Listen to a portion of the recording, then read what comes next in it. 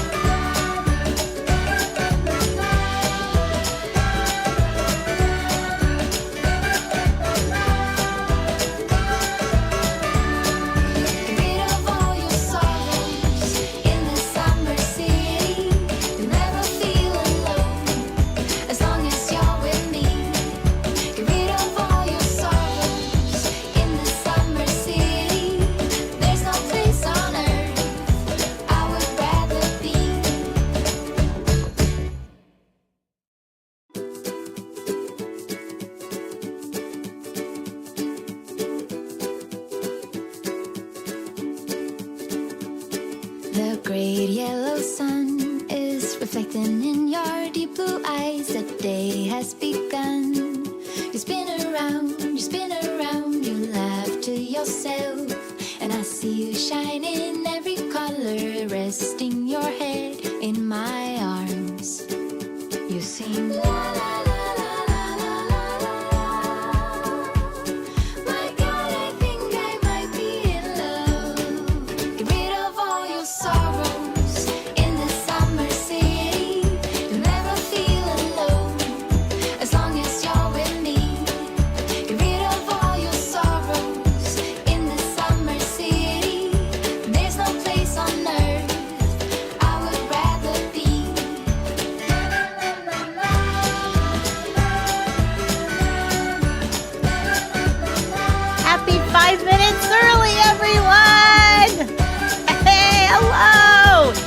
Oh, I forgot where my button was. Wait.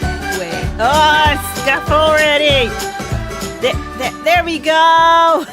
There we go. Hello. Ooh, background music's quiet. Let's fix that. Hi, everybody. Okay. We have so much to do today. So let's start by saying hello to everybody who's in the room. If I can make sure I got everybody, I'm going to work from the bottom up. Hello, Myth! And hello, Idorian Seeker and Brandon Z and Hirokin, Maximiliano Pratt, Lady J. in here, Obenon is V our for newest Void. smart cookie. Lady J. Obenon celebrates 1 month of membership. Welcome back Welcome to home, Lady Mama J, Cookie. who's our new smart cookie. Hello to V is for Void. I'll get to you in a sec. And Shady and Wars and Furnace and Strawberry and Brandon C. I'm scrolling at Maximiliano. I said hello to you, didn't I? Oh, Gamer4612 is in here. Isaac Gonzo, Moneybag, Cookie, Tuber Enjoyer, How Long Can I Make It? I'm gonna get to you guys too. Is our newest. Smart Cookie, Isaac Tony's Gonzo, here. Who Money else is here? Back, Shady, Cookie, Tuber Enjoyer, How Long Can I Make It? Please.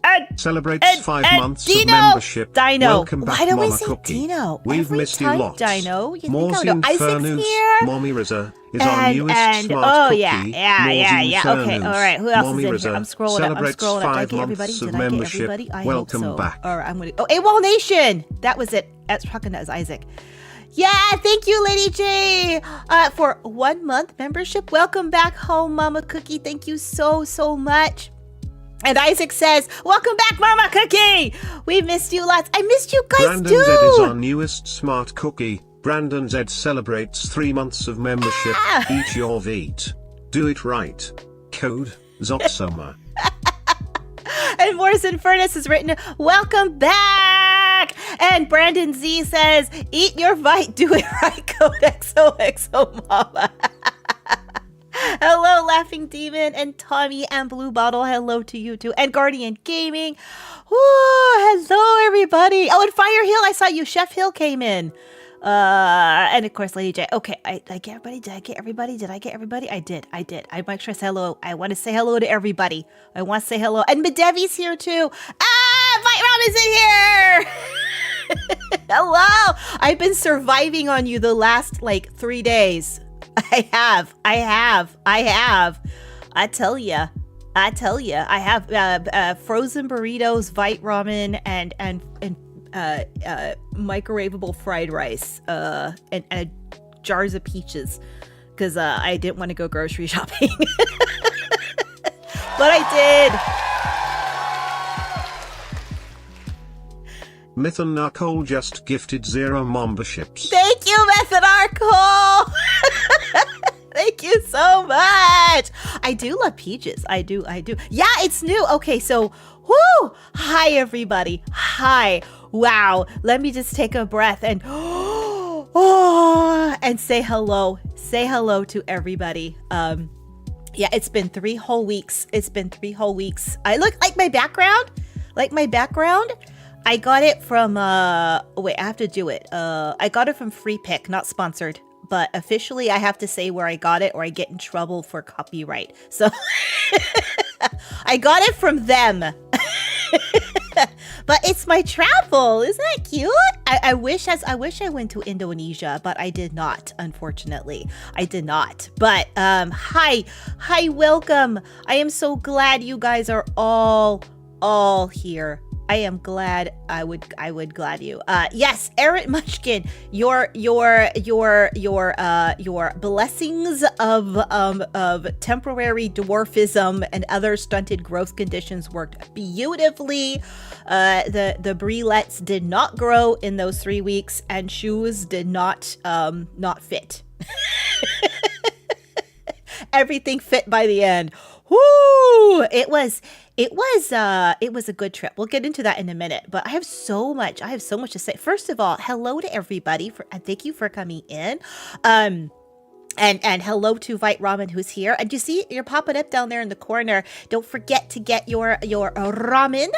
It's you get 10% off if you order XOXO Mama, and the link is in the description below. Yep, it is. Conditions may be permanent. They're still taller than me, so Okay, you can play Stardew as long as you marry Harvey. That's the rule. You can only play Stardew during my stream if you marry Harvey.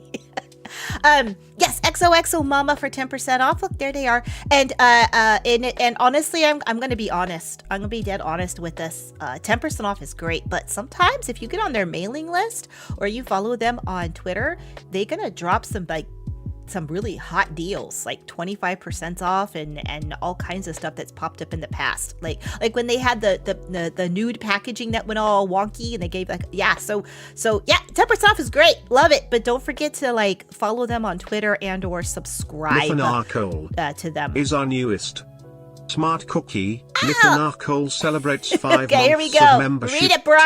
Takes hat off, places on chest, and bows deeply with a smile. Welcome home, Mama Cookie. I hope the travel was fun, but it's super amazing that you have returned. Should also say, smash that like button. subscribe and ring bell. Thank you so much, Myth. Yeah, thank you. Okay, the elder gods. Yeah, they are. Hello, Mr. Owls. Platypus 12, Cookie, Flying Hello. Saucer. Take it away, Is our Brian. newest. Smart Cookie, Platypus 12, Cookie, Flying Saucer, Hello, celebrates Platypus. 4 months of membership. Something came up and I can only pop in for a second, but welcome back. Hello.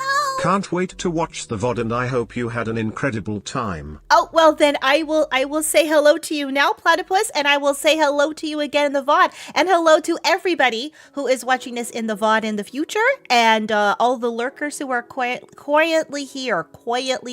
Yeah, everybody's renewing memberships today. I might have to make that go onto mute. It's gonna get loud otherwise, but we'll see how it goes. Also, when you become a member, those green boxes, you get a free big green attention thing. Yeah, it's awesome. I love it. I think 1 per month, right? Is that it? Hello, Fairy Dust Transmission. Welcome. Oh, hello, Siegfriedo Ex Machina. Yeah, Lilith is here. Yeah. Okay. All right. So while I was gone, we got some new subs. Thank you, Brandon Z, for the $2 super. Can you tell we missed you? Thank you, Brandon. Can you tell? I missed you too. Can I like that? Can I give that a heart? Wait, slow down. There we go. I could give that a heart too. I miss you too. And thanks for the $2 super. Thank you so much, Brandon Z. You are so awesome. I missed you too. I missed all of you. I did. And while I was gone, oh my goodness. Okay, let me scroll up here. Because just want to make sure. Okay, Maximiliano Pratt is our newest. Yeah, Smart Maximiliano Cookie, Pratt. Maximiliano Brian's Pratt gonna read out your celebrates message. 4 months of membership. Welcome back. We felt abandoned and had to watch another bunny tuber that is a bad influence because she never drinks water less than 3. No. Awal Nation is our newest Smart Cookie. Yay, Awal Nation's in there too. Celebrates You like my 5 little new months of cartoon membership. pop-up? Missed you so much. Hope you had an amazing time off. Everyone is going for it. I did have an amazing time off. Thank you, AWOL Nation. And also, Maximiliano, did you have to suffer through the VTuber bunny who never drinks water? I tell you, I'm so sorry. I'm so sorry. You like the sub alerts? Thank you. I've okay. So past me was trying really hard to get everything like done before I left, like get all the stuff, and then I was like, it was so hard and I was so stressed, I'm just not gonna do it. I'll leave it to after vacation me, which is the me right now. And after vacation me is like no.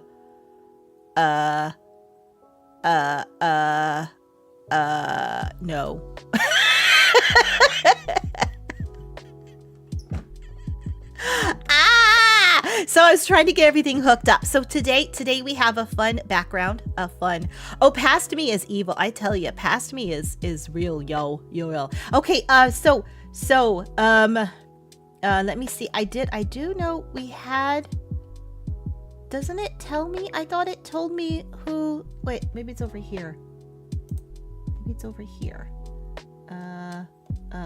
I see Brandon Z Super. Thank you very much for that. There we go. Mythonar Cole, you gifted 5 memberships. There we are. That was it. I remember. I thought I saw that in there. So thank you so much for the 5, the gift of the 5. I thought I was missing something, and I didn't want to miss anything at all.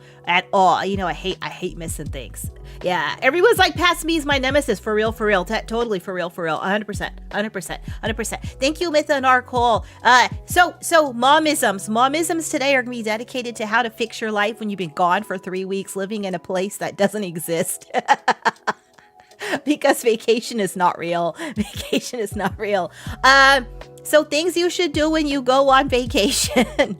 If you don't procrastinate, this is your momism. If you do procrastinate because past you is your nemesis and evil. If that happens to you, make yourself a to-do list. Not like do this to-do list, but like I was doing this and I didn't do it. So you know what's going on, because I'm like, oh yeah, like literally 2 hours ago I was like, oh Oh, my little animation chibis. Oh my gosh, I forgot to put those in. I had no idea where they were. I had to go like through all my old like emails and try to find out.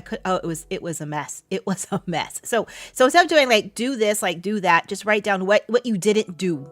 Like what the things you procrastinated on. Like I just ain't gonna do this. And yeah, a to didn't list. There you go, Dino. That's it. Okay, that's it. The other great mom, to didn't list. Yeah, then you have to there and try to rack your brain, going, what? So yeah, it was a great vacation. I missed all of you guys so much. So much. Admiral Wolverine, you came in, haven't you? Hello to you. And Bowsette came in. Also, hi. Welcome. Yeah. To don't list. As your momism. Make it to don't list. Because that way you're not, because like oh goodness, so much. So we got back late, very late at night, and the next day, the first day, I woke up normal time. I set my alarm for the normal time every day, even on vacation. Habits have to stay, otherwise I will turn into like a nighttime bird of nighttimeness. Yeah, so I'm just a night owl. I can't do it. I have to be more alert than that. More alert.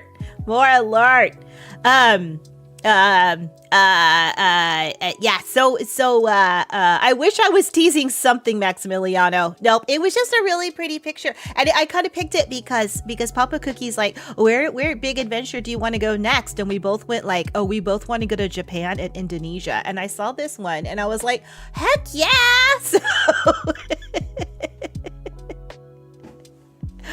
So yeah, so many smokers. What was I talking about? Oh yeah, so I got back on the first day. All I did was I unpacked. We had 12 suitcases in total, like cases, I should say. So we had the big suitcase, and then you had like your carry-on suitcase, and then we had like your personal bag, and all of them were like shoved full, which means 12 suitcases worth of laundry. So much. I did 11 loads of laundry. That's all I did for a full day. It was, oh my gosh. It was. But it was 3 weeks. It was, you had an earthquake today, Press V. We did not have an earthquake where we were, believe it or not. I was expecting one and we did not have one. All right, so everybody, place your bets. Where in the world is Mama Cookie? These more syllables. Excuse me. It's me. Dorian Seeker is our newest smart cookie. Hello, Dorian Seeker. Welcome to being a new member. Hello. So first of all, another momism. So I will tell you my mom, blah, blah, blah, blah, we talked about, who talked about it? Souvenirs for Isaac. Yep.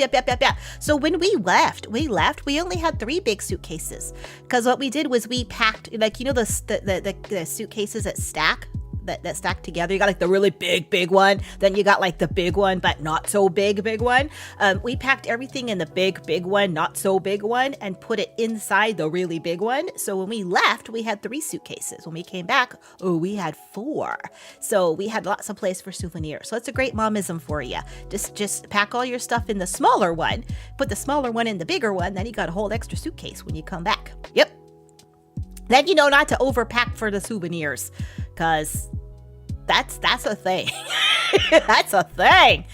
Okay. Hello, Dire Cat. Did I miss anybody? I think someone else came in. Didn't somebody else come in? I don't see. I could have sworn. I guess not. Okay. Well, hello to everybody who's here right now. Hello. Yeah. So I got Jimmy 70. I tell you, I don't think I got anything for me, actually. I just keep a little a scrapbook. That's what I keep. My souvenirs, a scrapbook. So and I make it as I go every day. I put something in it from what we did the day before, so I know what's going on. Yep. Okay. So I got to cross off a bucket list item. I got to cross off a bucket list item. So I went to a bucket list destination, and I'm going to give everybody a chance to guess. This map is no clue. This is my dream future vacation map. So that gives you a clue of where I wasn't. I wasn't here. Go ahead and pop in where you think my dream list, my bucket list dream place was. I'm curious. Hello, Aiden. Welcome. And it is an expensive looking lens. Isn't it great? I got this background from Free Pick. It was free. It looked cute though, didn't it? I thought it was very apropos. The Shire.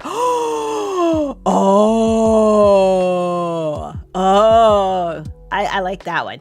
Yeah, Moz can guess too. Absolutely. The moon. I have been to the moon for Timberheart. Does that count? I went to Cookieburg. I love it. All right, hang on. All right, place your guess. I'm gonna switch over. I'm gonna go to my thing. Okay, here we go. I hope I'm in the right spot. Yeah, no scarf. Yeah. The Philippines. Oh, I'd love to go to the Philippines, actually. Yeah. I did hop into the next, like, I'm down here. See that? Yosemite. Do you know I have been to Yosemite many times? I was born in California. So I have been to lots of places in California. Yeah, it's funny because some of you have guessed some of the places that I definitely want to go. And I definitely want to see Easter Island. You know, it's like the rabbit place, right? All rabbits want to go to Easter Island. Hello. So yeah, actually it's on my list too, but we didn't go there. Yeah. Balzette guess Italy. I have been to Italy. It was on my bucket list, but now it's not because I checked that off already. Okay, so you guys ready? Antarctica. Appalachian Trail. Yeah, I have to be careful because like some of you might actually guess where I live. So yes, Antarctica. I've always wanted to go there. It was somewhere on Earth. It was okay. So let me click this button. Hold on. Chile. There's a lot of smart cookies from Chile. Yeah, the Rockies, Svalbard. Isn't Svalbard like the most northern city in Sweden or something like that? Because that's on my list of places I want to go. I think it was that. Or was it? I know it's up there. I know it's there. Okay. All right. It is. Okay. Yeah, there's somebody on YouTube that just bought a new cabin who lives there and I follow them. Okay, so this is my stock picture from PowerPoint. Thank you, PowerPoint, for not sponsoring this, but I still used your stuff. Oh, hold on. Wrong button. Oh, wait, that button. There we go.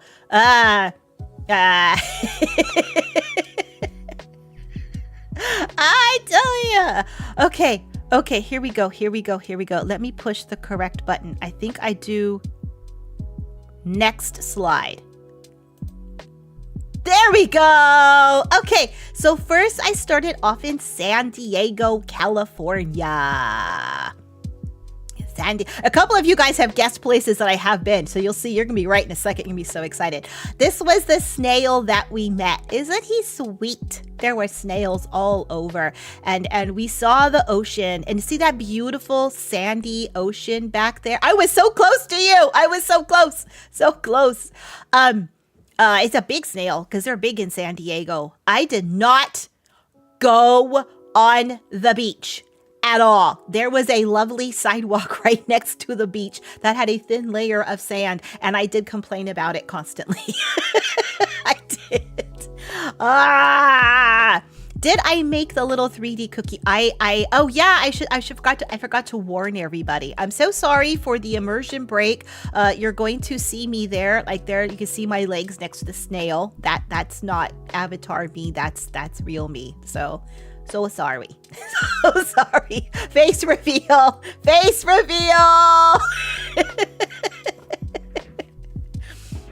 I am to scale. I am to scale. I am 4 large cookie talls. I'm 4 the Loft House cookies. You Smookies are Loft House cookies, and I am 4 cookies tall. I am to scale. Face reveal. All right, you'll see a lot of my face. So I was in San Diego. I was, and in San Diego, I saw things. I saw lots of beach from a distance. From a distance. Yeah. Speaking of pockets, Brandon Z, my little pockets on my apron with the little carrots on them there. Yeah, thank you very much. Those pockets are real, and I can put things in those pockets. They are working pockets. Yeah, I saw stuff on the beach. The beaches were, I hate sand. The beaches were beautiful. We ate every day we walked out. Our hotel was like directly on the sand. It was wonderful. It was great. I got to see it from a safe distance. I hate sand so much. So we had a good time. San Diego was not our destination. San Diego was our starting point. So believe it or not, that was our starting point. Yeah. Yeah, Mama Anakin. I tell ya, no sand. Okay, well, we were in San Diego. They were getting ready for Dia de Muertos, so they had so many things all over. It was so amazing, so beautiful. I've never seen anything that set up. Like, there were like this picture here of all these people everywhere. Every like restaurant we went into had it for all like the employees. They had all their pictures, everything on it. It was so amazing.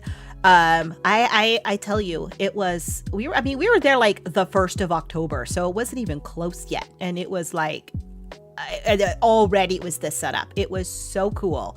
So if you're ever in San Diego in October, yeah, we went to Old Town, especially like all of Old Town, like the original stuff. It was amazing. It was so bright and so colorful, and everything was huge. Oh my gosh, it was like huge. It was so cool. So I had a good time there. So highly recommend it. And there was no sand there. No sand there. Okay, I forgot what's next. Oh yeah, we went to the zoo. We went to the San Diego Zoo. Yeah, we went to the zoo. I was disappointed because they didn't have any rabbits. Yeah. I mean, they had cool stuff. They had capybara. That was a win. And they had rattlesnakes and they had elephants, but no rabbits. So I was sad. I did see, okay, so the leopards, okay? They have some leopards on this side, and they have some leopards on this side, and you walk in the middle, and they have like this little walkway that goes from one side to the other side, and two of the leopards were angry at each other, and they're like, rah, rah, rah, like, you know, like cats do, and they're like, rah, and they're walking back and forth, and then someone said, oh, be careful they don't pee through the cage on you. And that was it. I was no longer having fun. I was living in fear. I was going to be rained on by leopard pee. So it was no longer cool. Really did. But actually, no. San Diego Zoo was really, it was, I'll tell you. Actually, the zoo itself was really cool. It was very shady. And there was really good walking space, and they had an app that we could follow with the map to tell us exactly where we are and which way we are facing, because you know me and directions. Oh, yeah, it was a really good zoo. It was probably the best zoo I have been to so far in my life. I really enjoy San Diego Zoo. Yeah. The also, word of warning, those milkshakes are as tall as you. Look at that. Look at how tall I am. That milkshake was as tall as me. It was ridiculous. It was, yeah. All that sunny in the weather's okay. I'm from a cold climate, so I was doing fine in San Diego. It was like in the 70s and lovely. Yeah. It was lovely. Okay, let's go. Let's next slide. Oh, what a lovely view. And Aiden might recognize part of this little bit right next to me. See that little bit there? Do you know what that little bit is? Why, yes. That would be the bridge of a ship. Because I was on a cruise. I took a cruise. That was my vacation. I went on a cruise. Yeah. Okay, but the cruise wasn't the bucket list item. No. It was one of the places on that cruise, which is why we took this cruise. I did see dolphins. I did see dolphins. I was so excited. Okay, I took this picture. You like it? I'm not in it. Wait, there. Okay, now I'm in it. I'm in the corner. Yeah, isn't that pretty? I took this on deck 10. We were on deck 6, and this is on deck 10, looking over the water. You could walk outside on deck 10. There was like nothing over you. It was really cool. It was so beautiful. It was hot. It was hot. So it wasn't Alaska. It was hot around the world. Oh my gosh. Did you all hear about those people on that year-long cruise? Like, no, thank you. No, thank you. Okay, so my whole life, speaking of flat water, Aiden, my whole life, I always said, why is it called Pacific Ocean? It's got waves, it's got storms, it's not peaceful, it's not calm, blah, blah, blah. And actually, now that I've been on a ship in both the Atlantic and the Pacific Oceans, I get it. It really, really is. It was flat, like really still. Every day I took Dramamine. I did. I get motion sick, so I survived on Dramamine every day. But that was all I needed. I was fine. It was not the poop cruise. Oh my gosh, I heard about that one. Oh, that's terrifying. Okay, so south or west, Brandon? Yep, south or west from San Diego. We'll see which way. Because maybe. Okay, we'll see. The next one is. All right, so the cruise ship. Yeah, one Dramamine every morning. I was good to go. I did actually take a cruise on the Atlantic from New York City to Rotterdam. Yeah. There is a year-long cruise. Actually, I think it's like 320 days. It's not a full year. There's full cruises that you can go for like months. But yeah.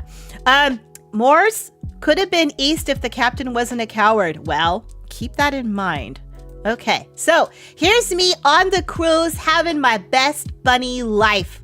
There's the empty theater. I saw theater shows and I didn't play chess. That's a lie. I just sat at the chess table and pretended.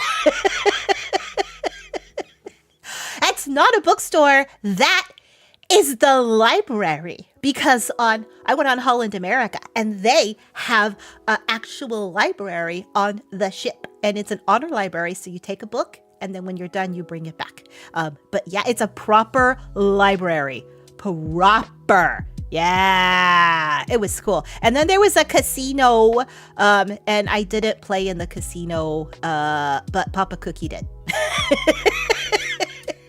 He had fun. I hung out and then I got bored and walked away. The casino was right next to two grand pianos that were like, you know how grand pianos bend together, like woo woo. They put it face to face, and then so there was like a one dude on one piano, one dude on the other piano, and they play like show tunes and like oldies and stuff and just play. Oh, it was so fun. I loved it. Yeah, you could fit a lot more books in the library. They have to be braced that way for water apparently. And there's about, that's like a third of the library there. Yeah, it was really good. Yeah, it was really cool. Papa Cookie, in the end, did not win. Won a few, lost a few, but we had a budget, and he came back within the budget. He did not lose more than his budget. Hello, Control P. Hello, welcome. Yeah, it was neat. On the other side, there's also some really big wingback chairs, and they have like little footstools and stuff. It was so cool. It was so cool. Yeah, I had a great time. So that was that. And that's not a movie theater. That was a live action theater, but the back of the theater was giant floor to ceiling screens, and they did lectures. And then they also, so imagine like a TED Talk sort of kind of thing. And then they had dancers, and they had comedians and a piano player, and it was really cool. It was really, really, really, really cool. Really cool. Yeah. So that's what we did. I did some fun stuff on the ship. Oh yeah, so much fun stuff. And then some more fun stuff. That's our former queen. That's queen. That's now Princess Beatrix. She and I hung out together. Well, at least her head. The puzzle. Yeah. Please note the old people in the background. It was a lot of them. Yeah, they had puzzles, and it was really cool because I had 3 or 4 of these set up, and people would put the puzzles together, and then they would walk off like this, and then you would come and you'd play for a little while and put some pieces together and walk off, and then you keep coming back and forth and stuff like that. So yeah, it was really cool. Yeah, loved it. It was fun. And that's the game room. We played so many games of like Uno. We played so much Uno. We played Monopoly. We played like there's a whole bunch of board games. And they had Mahjong, like the proper tile one and stuff. Yeah, so it was a group puzzle. It was really cool. Puzzle collab. Yeah. Beatrix, she is not the Queen of Spain. She is the former Queen of the Netherlands. But now it is King Willem-Alexander and Queen Maxima. And Beatrix is now, she abdicated, so she's now just the princess. Yeah, she's our princess because I'm Dutch, so she's ours. Yeah. So if someone stole the one piece and watched the world burn. God, I was thinking about that. Could you imagine, like, you start the puzzle and you put that one piece in your pocket so you can guarantee you would finish it? Yeah, no, just the princess. That is me popping out the bar menu. So love the bar. I did not drink alcohol because, again, I was taking Dramamine, and those do not mix. So I had mocktails. I had lots of mocktails. I had, my favorite was the melon mint no-hito. That was my favorite. I had one of those at least every day, if not 2. Oh, they're so good. It was like cantaloupe syrup and a little bit of club soda to make it fizzy and some mint. Oh, it was so delicious. Loved it. Yeah. Okay. What else do we have? Okay, I think the next picture is the food picture. Yeah, I had fun. It was so relaxing. No hito. That was it. I love the puns. Mocktail puns are the best. Gotta tell you, they are the best. Okay, here we go. I'm gonna turn it. Yeah, the food. Look at this fancy food. Every meal was like super fancy. It was so fancy. It was so good. But that bottom corner there, this one right here where my ears are, this one.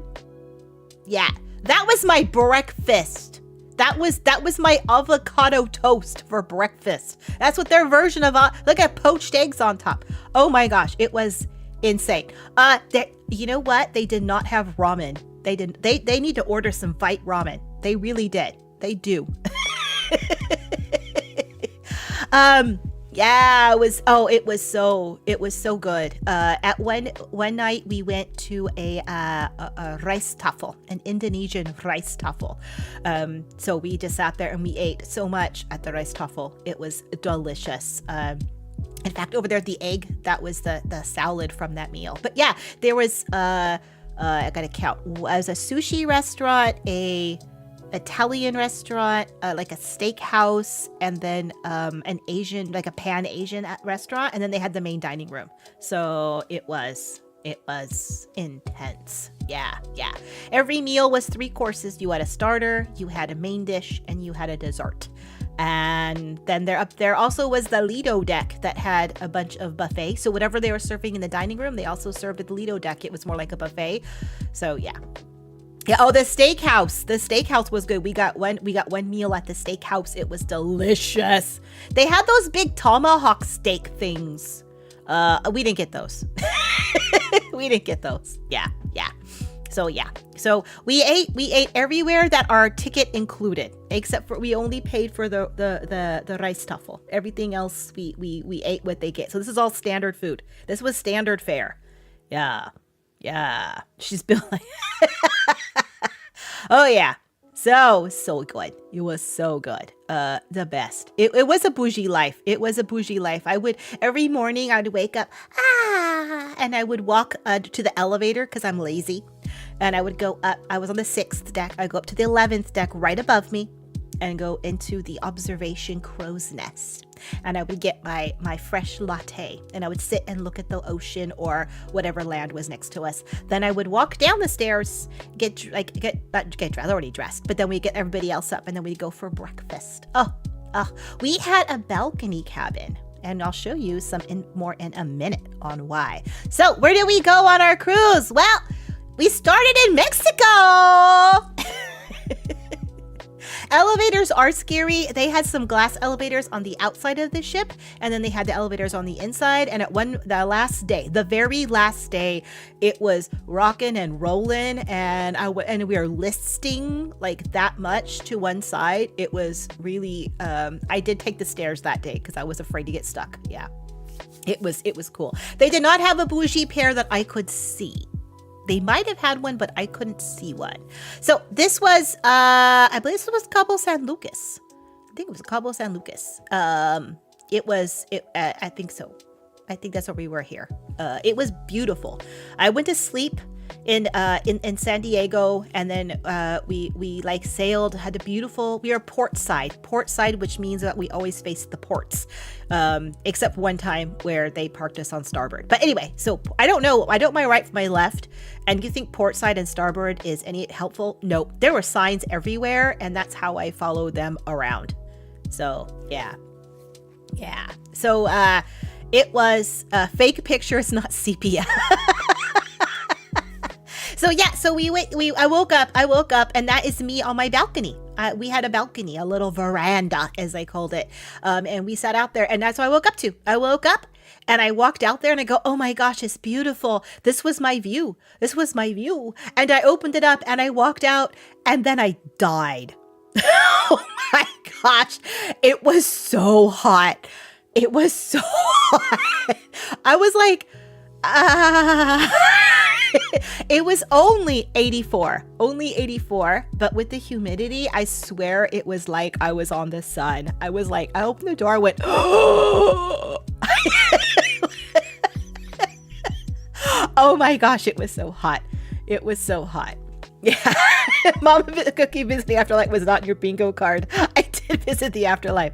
Wow. Yeah, there's hot and there's Mexico hot, because oh my gosh, I discovered rainforest is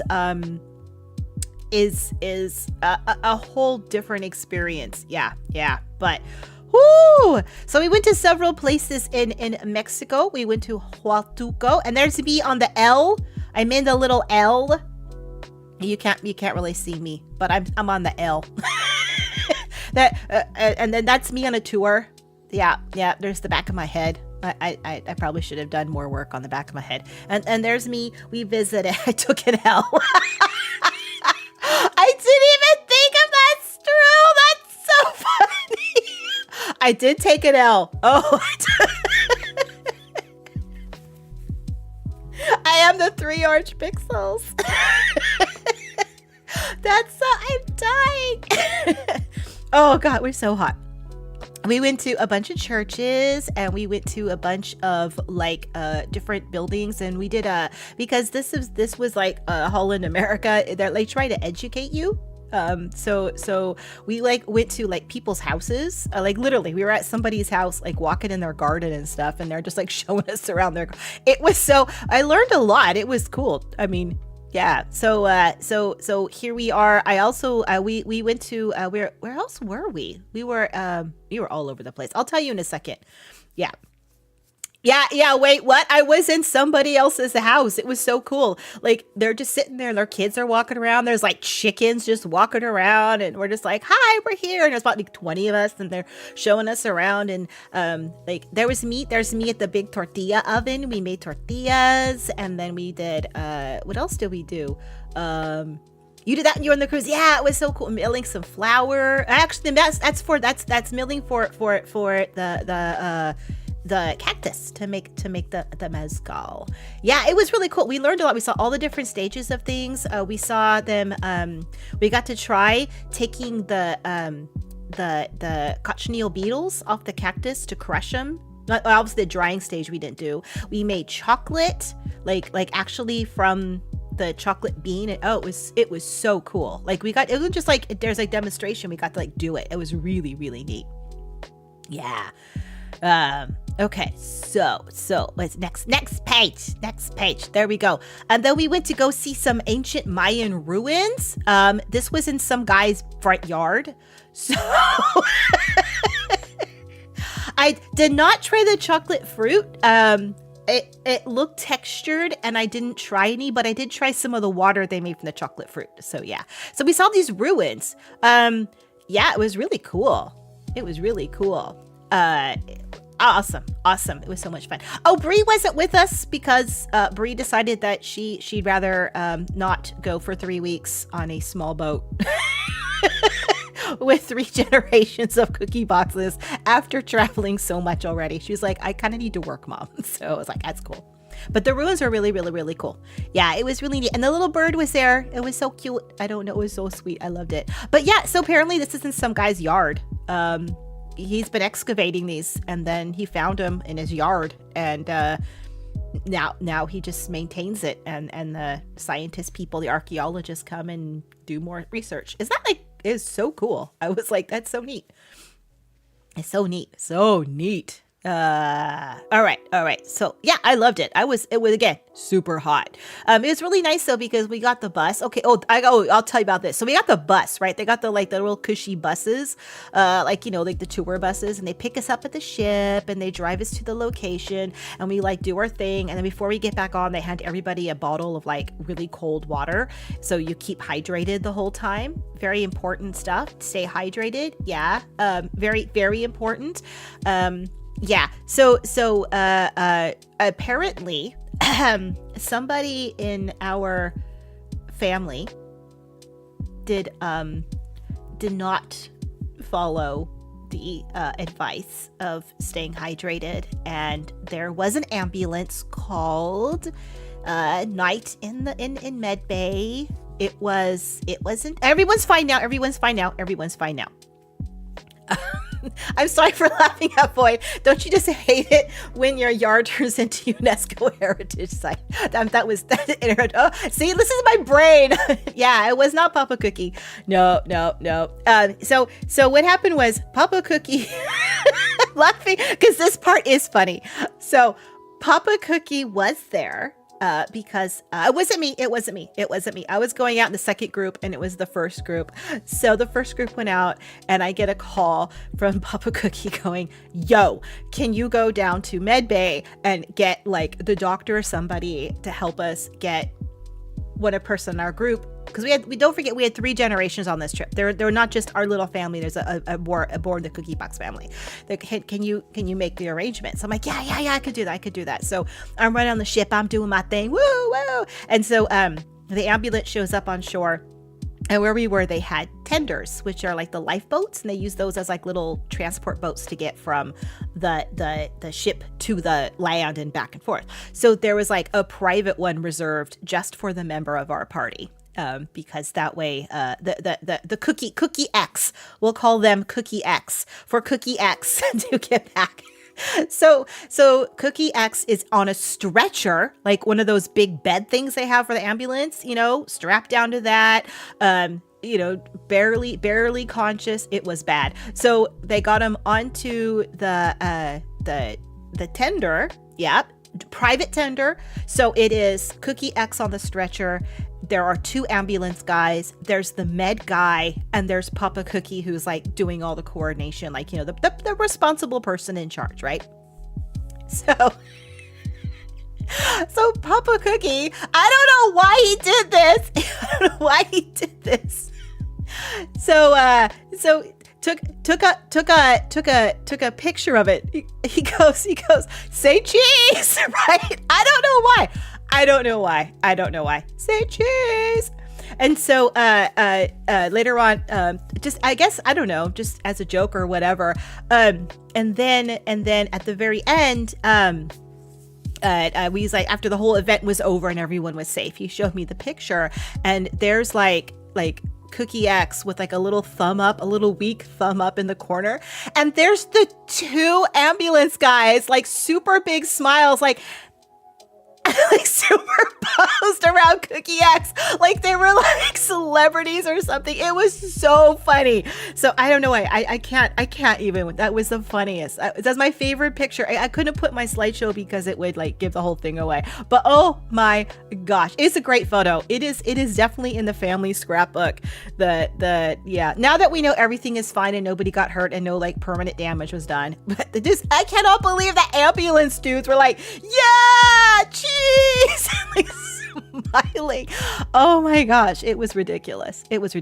But you know what? And now it takes like a scary situation, and now it's just funny. Now we can laugh at it because it's funny. So I'm glad we have that picture. Yeah. Unfortunately we can't. It's too much of a doxing. I actually thought about putting a bunny face over a Cookie X's face, but I was like, I'm gonna leave it, because also like it's their body, and then they're in a stretcher and they know it's them, and I don't want to put them on the internet. Yeah. Okay.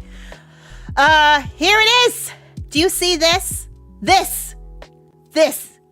After all of Mexico, we also went to Guatemala and Costa Rica, and then we ended up here in the Panama Canal. That is Panama City there. We went on the Panama Canal. That is my bucket list item. I have always wanted to go on the Panama Canal, and we did. Our captain was brave and went east. We did. We went, we had this hour-long lecture, like a TED Talk, all about the Panama Canal. It was so fascinating. It was so cool. Sigfrido X Machina is our newest smart cookie. Hello, thank you, Sigfrido X Machina. Why did it cut your name off? Boo, it cut your name off. Welcome new subscriber Leslie Empty. Let me fix that. Let me, how do I, hold on. If I do that, okay, that should fix it. Hello, Sigfrido, and welcome to membership. Welcome being member. Here is my momism for you. Momism. Here you go. And welcome also to Leslie for being a subscriber, and Sigfrido S. Machina. Your momism is cold water on a hot body can make your tummy hurt. So I do actually recommend warm water. And if you have to drink a lot of water and you're kind of slightly dehydrated, it's kind of slightly hot, put a little bit of fresh ginger in your water. The fresh ginger can make your tummy not hurt anymore. Yeah, you can get, it's almost like you get a really bad tummy ache. Definitely do that. There's your momism. A little bit of fresh ginger in your water can help you from getting a tummy ache. Ginger's amazing. Yeah, it does shock the system. Yeah, it does. Yeah. You are a transportation nerd. I am a civil engineering nerd. So yeah. I'm a civil engineering nerd, so I think you and I would get along on this trip. So let me go click over here for a sec, because I need to there we go. There's my cursor. So this is Panama City. So Panama became Panama for the Panamanians. Are they the Panamites? The Panama people in 1999. Yeah, 1990, 25 years ago, and they built this ginormous city. Before that, USA, bad deal. It's too political. I'm not gonna talk about it. But that's now for Panama. So this was my balcony. This is a balcony below me, and the balcony below that. And this right here, this little bit, this is the water of the actual canal, and this is the cement side. Like, that's it. Like that's it. It was like half a meter or a foot and a half from the edge of the ship to the canal. Like in a ditch of two. I tell ya. Yeah, they do have Panamax. Panamax, the maximum width for Panama. They built the Panama people built a second set of canals so they can take wider ships. It was really cool. So they are pros, but they have help. So apparently a pilot, an actual trained pilot, minimum of 14 years of being a ship pilot, not a trainee, like post trainee, and then you're allowed to sail these ships through. And our regular captains don't sail them. The Panama pilots do. They like sail. It's amazing. But yeah, that little tiny whoop. That's it. That was it. It was crazy. Yeah. Okay. Let me. Oh wait, wrong button. Okay, hold on. Yeah. Wait. Where's my mouse? To click. Oh, there we go. No problem here. No scuff. No problem here. It's fine. Everything's fine. Woo! There we go. They have 3 bridges. So the first one there, right next to me here in this lower, this will be the south east corner down here. Boop boop. That was all the people on the ship. That was about 6:30, 7 o'clock in the morning. Was it? I think maybe 7:30. We all went out on the ship, the very, very front, and we all stood out there and we watched as we went. I believe this was called the Bridge of the Americas. It was on the Pacific Ocean site. And then the one that's over there on the west, that is the Atlantic Bridge. That's the last bridge. And then where my head is in the top there in the middle, that was the middle bridge. I forgot the name. The other bridge. It was cool. It was neat because we were so tall. If you went in the top deck, you could like see right underneath. It was really, really, really cool. It was an experience. I gotta tell you, I was so surprised how quiet it was because, it's big, huge cargo ships and there's like I don't know, just it's all industrial, and I thought it would be noisy like people. There you go. Bridge of Americas, Atlantic Bridge, and the middle bridge of Someday. Perfect. It was silent. I was hearing the wave lap against the little lake on the sides in the middle. Like you could hear everything. I could hear people talking to things down from me because it was so quiet. I was so shocked. I thought it would be so noisy. I don't know. I just thought, I guess because like you see like industrial things, like, like factories, and they're like noise, hammers, fire, people yell it. No, it was silent. It was so quiet. It was very eerie. It took us, I think it was 10 hours when we first went under one bridge until we came out under the other bridge. So it was 10 hours to go all the way through the whole canal from west to east. And it was so quiet. It was cool. It was really, really cool. So these are some fun pictures. The first one over there on the west, that was another ship, a container ship coming in, and they were in the canal system. So that was really cool. Yeah, it was neat to watch because I could see everything, like the water fill up and the gates open. There's 2 sets of gates. Oh, it was so cool. So I got to watch the whole thing. I recorded it, and then I realized afterward I forgot to hit my play button. So I didn't record it. I just held my camera for nothing for the 5.5 minutes it took for this gate to open up. This gate right here. I was so dumb. I was like wow. It was so much in real life stuff. It was so bad.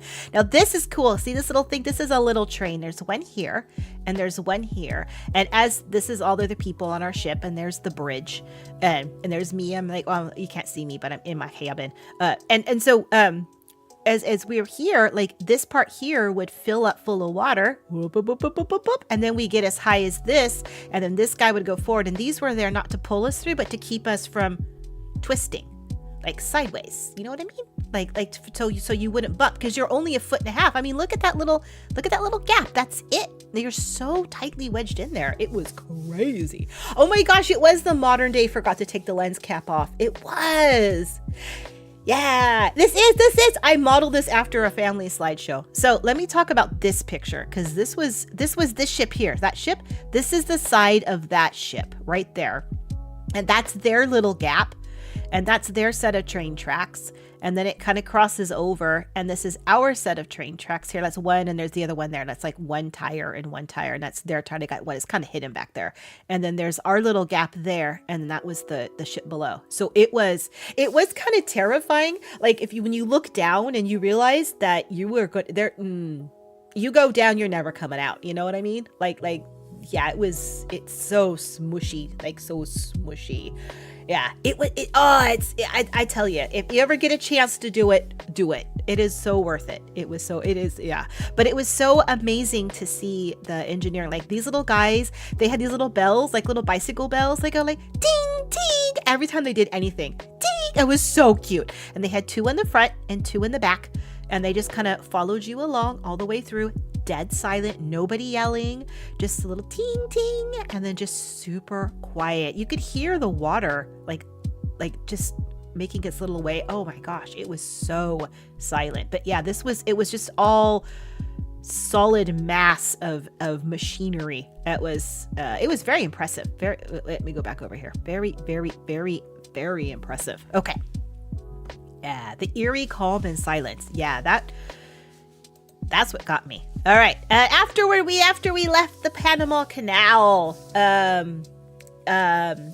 did hear that because of water that the Panama Canal might have some issues. So that was one reason why we went right away. But they're doing a lot of stuff. Oh, on 15 miles on either side of the canal is protected land. It's their watershed. So it's pretty cool. Oh, Aiden, you're gonna go across America by train. I love trains. That's so cool. I love trains. Yeah. So yeah. Afterwards we went to Aruba. We were in Aruba, and there were pigeons on the roof in Aruba. Pigeon. The traintism is. It is. I think that's a diagnosis. It's like the preliminary. They walk in, they go, "Do you like trains?" And if you go, "Yeah, I do," they go, in front of the line for the autism testing. We had pigeons. We had pigeons in every country. And they slightly varied by where we were. But it was lovely Pigeon du Soir did follow me the whole time. It was lovely. I took pictures of pigeons in every country we went to. But yeah, we went to Aruba. I have never seen water that color before in my life. It was like a turquoise. It was amazing. It was so amazing. I was shocked. And Aruba was not as hot. It was the same temperature, same humidity, but not as hot. It felt different than Guatemala hot. It was definitely. So I'm figuring desert location versus rainforest makes a difference. Yeah. Tisms isn't trains, it's Middle Earth. More of a, you know what? Maybe there was more of a breeze, but it just felt different. It felt different. And I don't know why. I can't explain it. It was weird. It was very weird. I think Aruba is in the Beach Boys song. Yeah. But we were there. We went, this was the Willem III Tower. We went all the way to the top where the clock mechanism was. Yeah. It was ladders to climb up there, and we did it. And it was hotter above, and hot air rises. That was really hot up there and stifling. Yeah, it was good. It could have been acclimatizing. It could have been different UV index, because actually it was more cloud covery here too. So maybe that was it. There's a lot of Dutch things, so we thought that was fun because we were in Oranjestad. And on this day we had our Dutch party on the ship, and everybody wore orange, and we had a big party, so it was fun. So we were in Aruba. We walked around, had some smoothies. It was delicious. I loved it. It was so cool. I like Aruba. I would go back to Aruba. Yeah, I would. All right. Oh yeah. I don't know what this was, but I have to share it with you because this thing haunts my dreams. This was in the Weavers Museum. I don't know what it. Thank you. I don't know. I think this is like innards with olives. It's art. Do you see the feet? Okay, it had feet.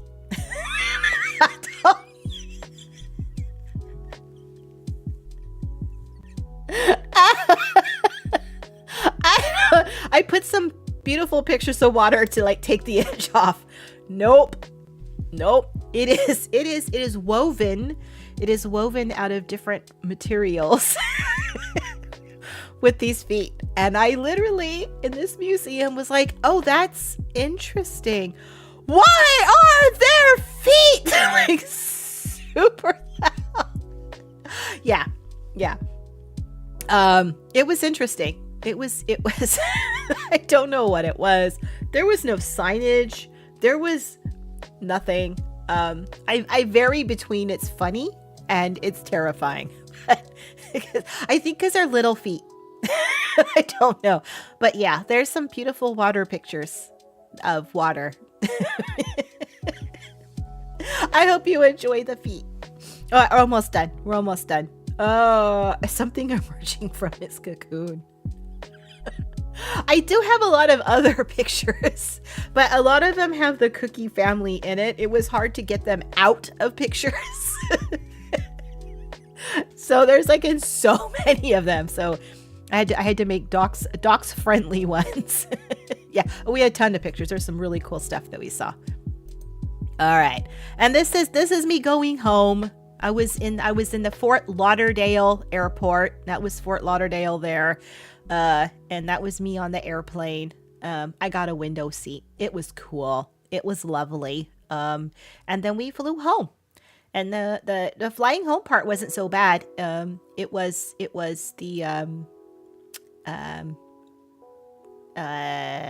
it was the waiting in the airport stuff. Oh my gosh. Sigfrido, what the hell is that? Oh, water. Okay, Aiden, yes, we missed the hurricanes.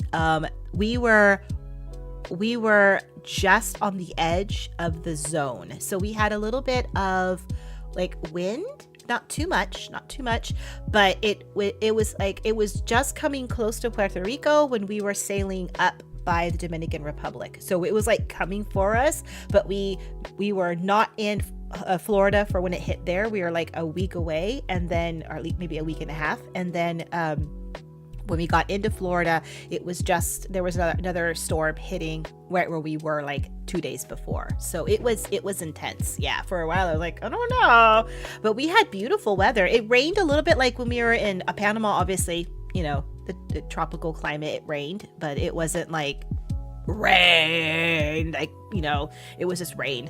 So yeah. Hello, who came in? Ruka Erica came in. Hello to you. And who else came in? Somebody else came in. Beppo came in. Myth and Narcole just gifted 0 memberships. Thank you, Myth and Narcole, for gifting 5 memberships. 5 memberships. Ah! Thank you so much. I don't know why it's still saying 0. But yes, thank you so much, and welcome to everybody. And here's your other travel momism. Okay, other thing you can do, roll your clothes.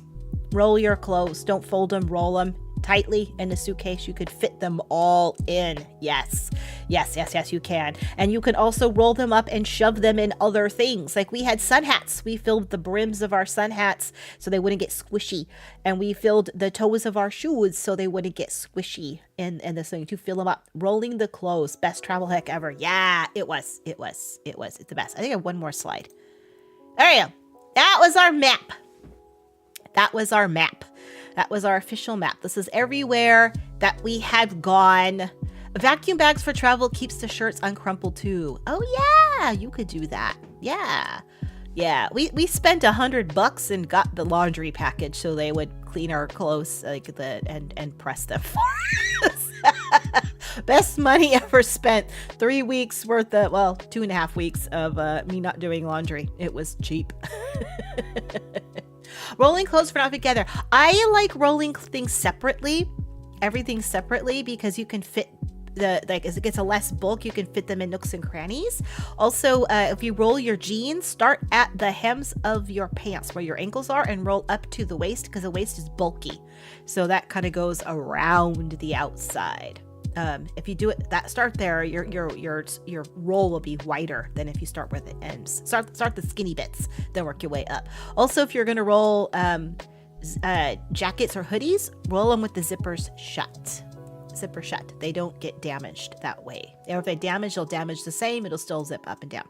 Yep. So this is where we were. These are all the places that we went through the Panama Canal. Took a full day. Go to Panama Canal. Started in San Diego. Ended up in Fort Lauderdale. We were on the water for 16 days, 18 days. I don't remember. Yeah. Oh, you're right, Admiral. Your jeans will look like a croissant. They will look like a croissant. Most parkas can be rolled. That's so cool. I swear parkas have like self-rolling bags. You roll, zip, zip, zip, and they go. Yeah. We had to bring some warm coats because we live in a cold climate and it was a hot climate. So that's what we did. Thank you very much for coming to my I'm not going to leave yet. I'm just going to change screens. But thank you for watching my slideshow, my PowerPoint presentation. Okay, hold on. I'm going to go to the other screen. There we go. Hello. See, I told you I wasn't going. I was just going to the other screen. Hello. So thank you for watching my slide. That's where I was. I kept it. Oh, Beppo, you came in. Hello. I thought I saw somebody else coming in.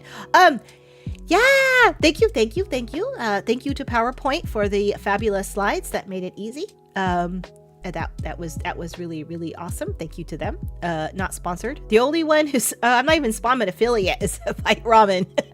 Extra thank you to them. Aiden Cookie Fire is our newest smart cookie. Aiden Cookie Fire celebrates 5 months of membership. Oh, I have this. You have this? Wait. What do you have?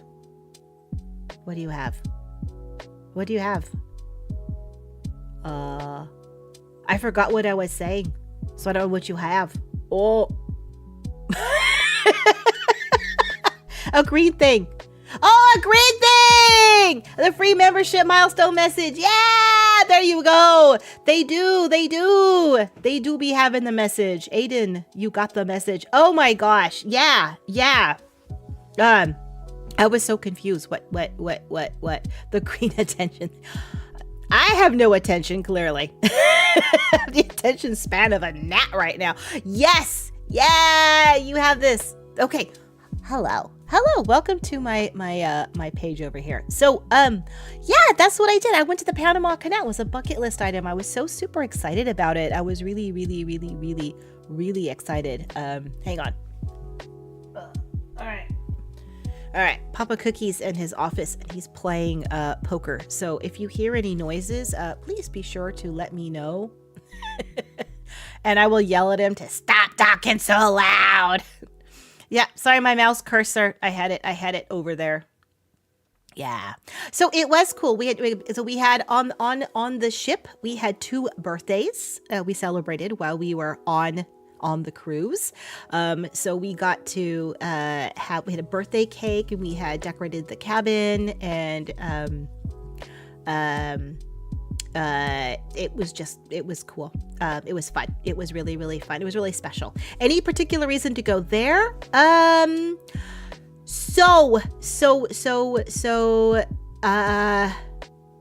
There's a whole bunch of places on this earth that I always said, if I get the opportunity to go, I'm going to go.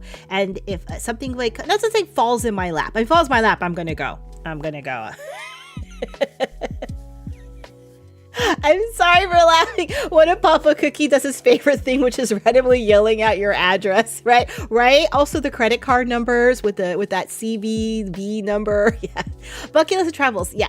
There we go. Thank you for putting me back on track, Myth and Arcole, because I forgot what I was talking about. Yeah. So I have a list of things like I've always wanted to see the Sargasso Sea. So if I'm ever on opportunity arises that there's something going that way, I would definitely do that thing. So we kind of stumbled into the fact that they had this cruise and we had a coupon to get a reduction on it. And so I said, okay, let's do it. So let's go on the Panama Canal. So we did. And it was on my list of places, like Easter Island's on my list, that kind of thing. Sargasso Sea is a special sea. It's completely surrounded by the Atlantic Ocean.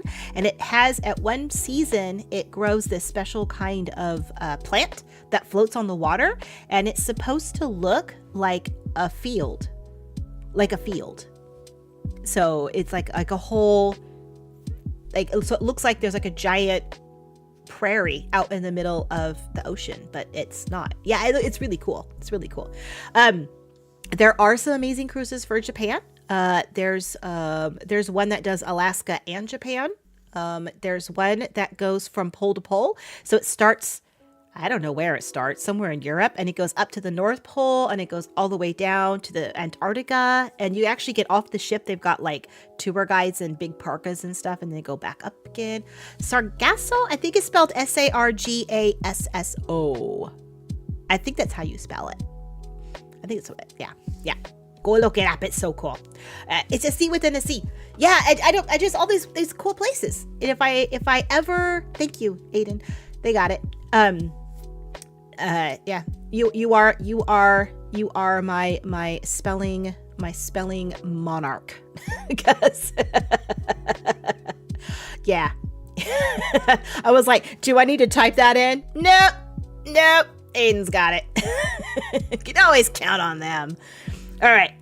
Yes, there's some for Japan. There's lots of cool ones. There's also a train that goes from the West Coast to the East Coast, or the East Coast to the West Coast on Amtrak, and it goes through Canada, and it goes like up into the like into the mountains and stuff, away from the cities. So it goes places where like they're just the train tracks. That's it. So that's really cool. Oh, my nose is ready.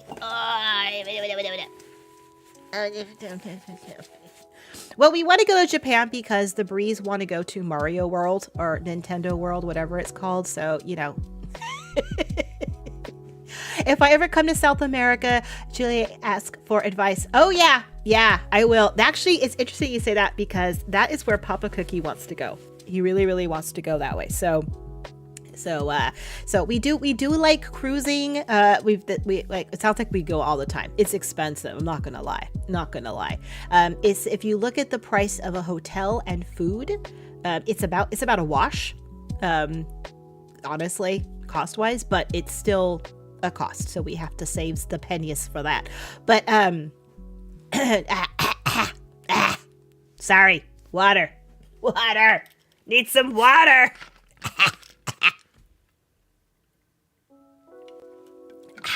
Oh, wait, I think I just spilled it on myself. Okay, I took a shower. I got this, it's all,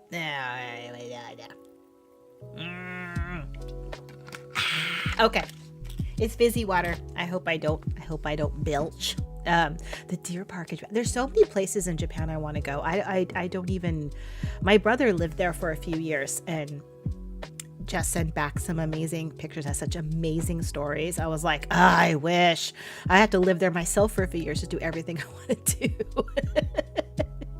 Are you gonna go to CERN and Switzerland? Oh, that's so cool. You wish you could visit Japan while the Sega building was still there. Yeah. My family has a strange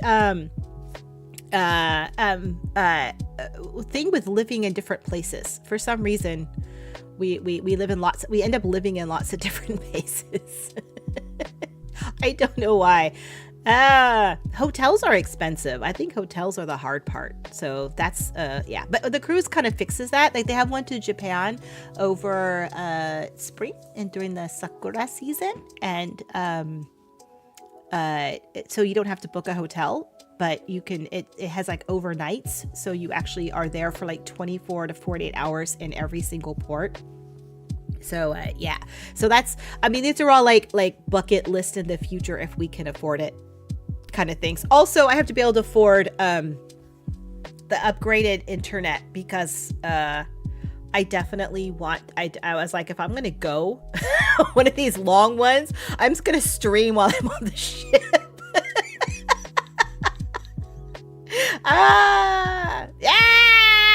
Yeah. But there is one, see, to Indonesia. There is one that goes to Indonesia, and some of our extended cookie family live there, were born and raised there and live there. So yeah. So that would be something we want to see. So we have lots of different things we want to do. I do know that we have booked. We have booked. If you book a cruise on a cruise, you get like perks. We did book one more cruise. It is it's on the 4th of July. On America's 250th birthday, and it hits all of the American stuff. So yeah. So we're gonna go do that. Hello, KA Links, welcome. So yeah, it's gonna be Americana. It's shorter though. It's much shorter. But that's what we'll do. Treason Day, as you call it. Yes, Treason Day. Hello, No Luck. Yeah, it's really cool. Like it goes, it starts in Boston, and they did not respond to my email asking if we would all be given a tea to throw overboard, because I think that would be very apropos. But they didn't respond yet. I'm really let down about that. I'm gonna throw tea overboard. I don't care what anyone says. I'm doing it. And it goes to like Philadelphia, and I can't remember where else it goes. It goes to a few other places. But yeah, it's really cool. So yeah, looking forward to that one. But that's in a couple of years. In the meantime, I'm gonna settle down and do some proper streaming because I miss you all so much. I did not like being gone. I liked it, but then I didn't like a box of your sure gold. Okay. Aiden, you're gonna, and anybody else who's British and or Canadian, you're gonna love this. So every day we're at sea days, because we had lots of sea days. We there's days you're in port and there's days you're at sea. So on the sea days, they would do 3:00 tea, and you would go up into the main dining room, and there'd be like the white tablecloths on the table, and all the servers had their little white gloves on. It was really proper. And you sit down, they had that little tray, the tiers with like the sandwiches on the bottom, and then they had like the scones in the middle, and then they had the like the desserts on the top, and they had tea. And every time that was themed, we had themed teas. So they had like one was like a Dutch tea, then we had like a British tea, and then we had Indonesian tea, we had a Mexican themed tea. So all these very, very different. Okay, the number of times that we walked around the ship going, do you see how I pressed the elevator button? Oh, so very mindful, very demure. I had so much.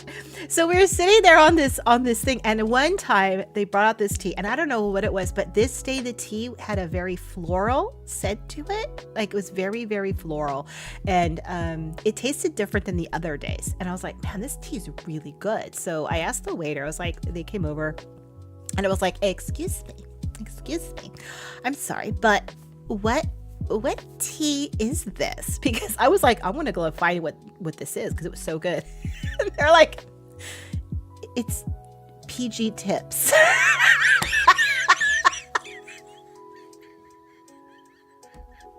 I felt so stupid. Oh, what kind of tea is it? PG Tips. Okay, for those Americans, it'd be the equivalent of saying, oh my, what tea is this? And the waiter going, Lipton. Okay, so it's just like regular generic. I mean, okay, PG Tips is nicer than Lipton. I know, don't come at me. It is. But oh my gosh. I felt so stupid.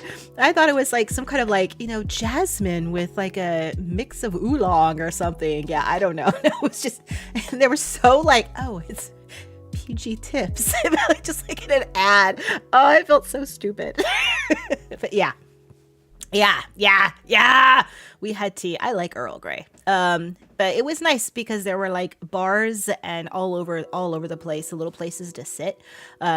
So they didn't have to drink alcohol. They had sodas and then water, lemonade, that kind of stuff. And then they had like espresso machines, like 6 of them, I think, around the ship. So and the bar had those as well. So you can go and have tea, whatever you wanted. It was nice. The main difference is it doesn't taste bad like Lipton. I like Earl Grey tea. I do. But this one was PG tips. I felt so dumb. Ooh, when is this fancy tea? Oh, it's so funny. Yeah, so we had a very good time. It was very educational as well. So we learned a lot. Yeah. So the thing is, like I said, we were on Holland America. Different cruise lines to feature different things. So like Carnival, they obviously like Carnival, like it sounds, are a big party at sea. They've got cool stuff like go-karts and water slides and all kinds of stuff. Yeah, it was like that. Yeah, it was that fancy stuff. And then go-karts, like you drive little go-karts and stuff, giant trampoline things. A couple of them have those big, what are those things, are you like the parachute thing where you you're in a parachute suit and they have the wind blowing you up and stuff. Yeah. So yeah, so that was that. Our ship was not that. We were in Holland America. Holland America is known for its old people. It's so true. Oh gosh, it's so bad. So ours is very mellow. That's why we had a whole library on board, and there was plenty of chess tables and board games. But they do a lot of lectures. So every day they had at least a 45-minute to an hour lecture on something else. It was really cool.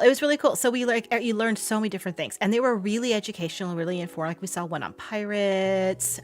We saw one, like I said, on the actual Panama Canal, the day before the Panama Canal. Then they had their dancers, their performers, artists, and then at night they have live bands playing. So from I think it starts at around 6 or 7 p.m., something like that. They have live music, and there's at least 2 or 3 different locations playing live bands. So they're about music. There is the upstairs. There is a jazz upstairs. Sorry, that was relation to where the bands were. The upstairs one, they had a 3-piece jazz band, and they played. They play for 45-minute sets, take 15 minutes off, and then play 45 minutes, take 15 minutes off. And they do it a few times to take a longer break, and then they go back. So yeah, live jazz. They also had with the downstairs, the downstairs music spot, because there's upstairs music and downstairs music. And in the downstairs music, they had a rock band.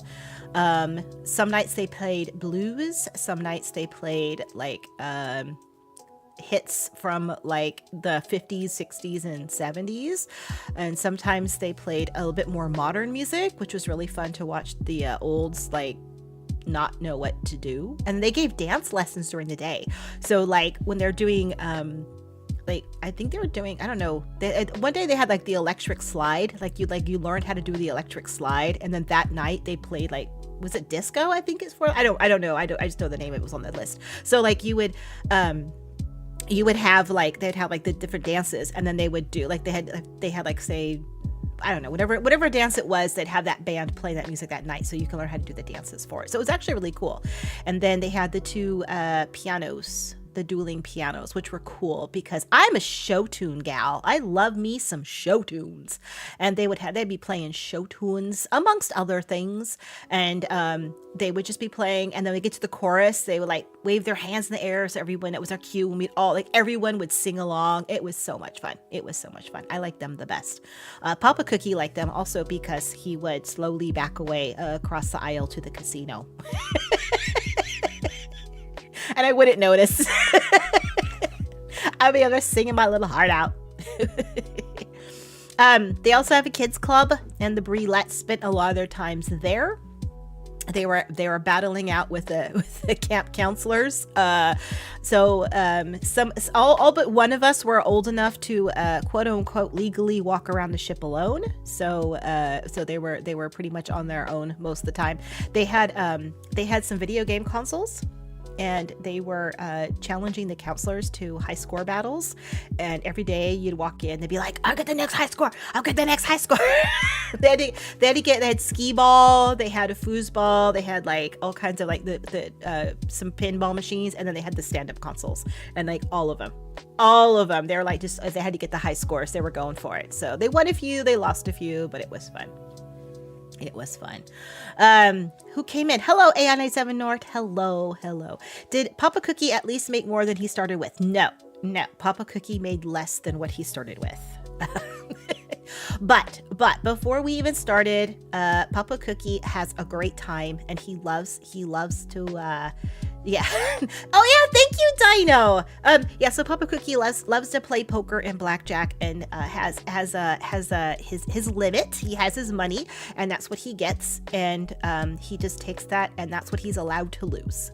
So usually it's the equivalent of what I would spend on a night out. It counts as his night out. So if you put together like what a movie and a dinner is or something, that's his budget, and that's what he would spend. So it's not like crazy amounts of money, but it is like a poker allowance. But it's safe that way, so you don't keep spending. And if he wins more, then he can put it back in. So he did win big a couple nights, but for him it was like, nope, I'm gonna put it back in and play longer. So for him it was more of a spending time at the table and talking with the people. Make some really good friends. We would walk around the ship, everyone's like, hi Papa Cookie, hi Papa Cookie, hi Papa Cookie. Like everybody knew him.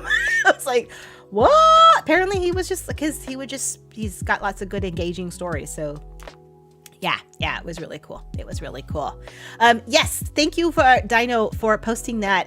Those were my mood. We were talking one day on stream about songs that I listened to in my college days. Well, what would have been my college days if I had gone to college, and some high school songs, and my faves, and Dino so thoughtfully put an amazing Spotify playlist together with them on there. So if you want to see, I still love those songs. I still do.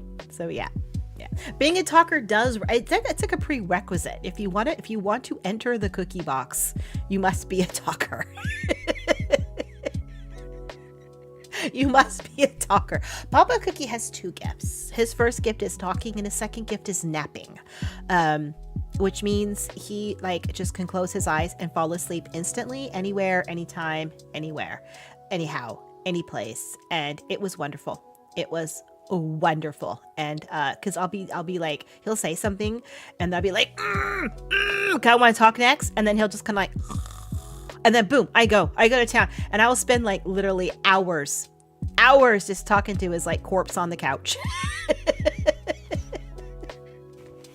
I have trouble sleeping too. Yeah, the yap and nap. That's it. I'm gonna put that on a shirt. Guardian Gaming, what your favorite tea was served to you at a fancy Chinese restaurant? Oh, I wonder what was in it. I would like to know. I like a good palate cleanser. Hello, Tinkerbocker Slobberknocker. I like how your name rolls off the tongue. Yeah. I like a good, I wish I knew what it was in it. Oriental Delight. If you're a Mama Cookie, then poo-poo is for sure Papa Cookie. Yes, right? I don't know what it is. It's like 45 minutes in the bathroom and naps on the couch. I don't know. There's like a certain gene.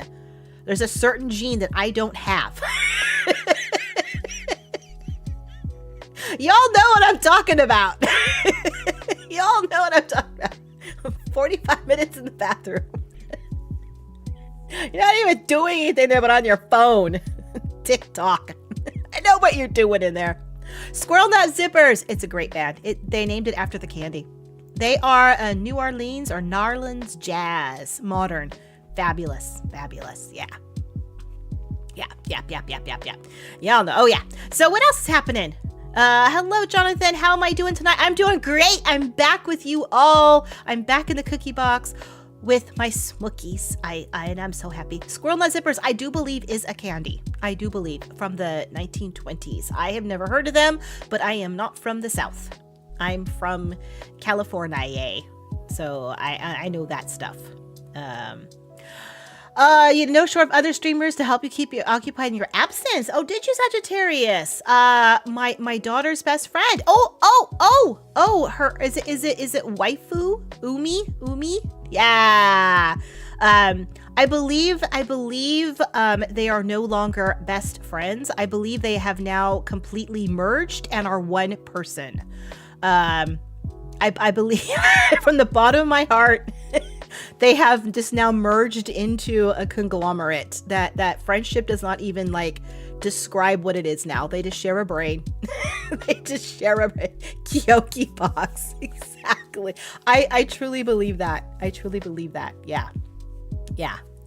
I would love to meet Umi in real life.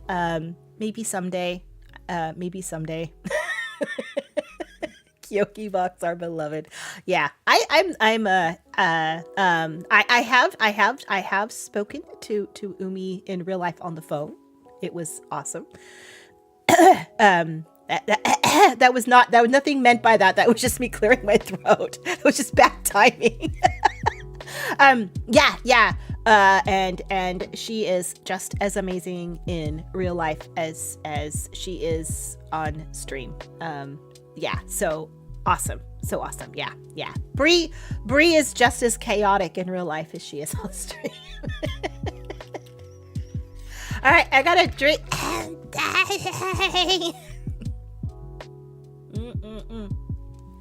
That's why I can't call them besties anymore. They're like samesies. Is that? Can we make that a new word? Samesies. They're samesies. Squirrel Nut Zippers look a bit like the honey candies. Oh, like those bit of honey? Those candies? Oh, maybe. I always thought they looked more like an Abba Zaba. Is that what it's called? I think that's what it's called. Yeah. We love Umi here. We stay on Umi. Yeah. Mama Cookie, Dino Mom, and Mommy Umi all got together. We would be unstoppable. Off Kai this year. Can we make it happen? Well, next year, technically. Can we make it happen? Yeah.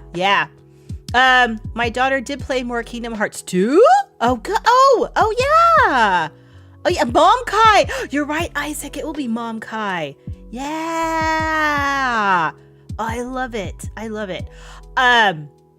Yeah, we'll call it Mom Kai. I am determined to go this year. So determined.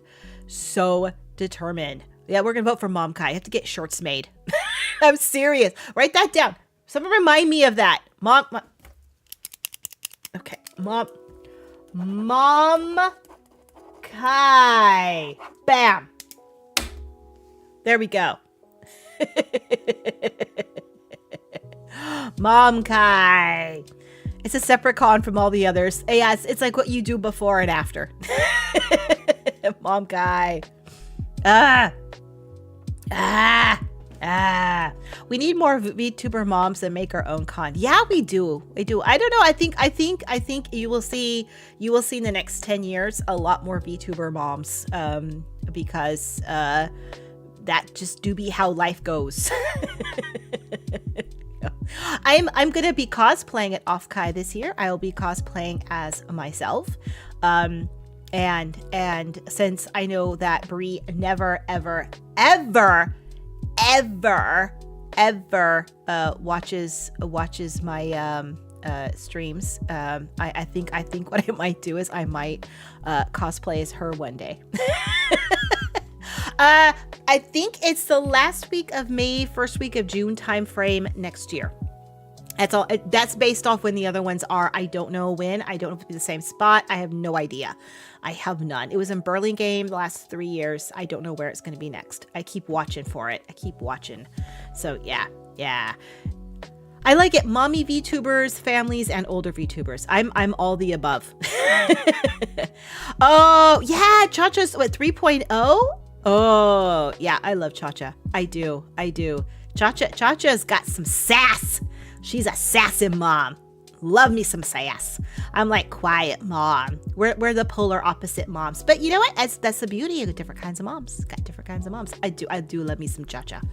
Oh yeah. Except for you gotta watch out for the chancla. Don't make her hit. Don't make her get that out.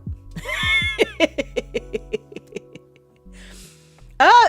I still think we need to get. I swear I'm going to do that. I'm going to call up whoever owns that unincorporated bit of land in Oklahoma, and get the cookie stuff. Is it in San Jose? Is it in San Jose this next year?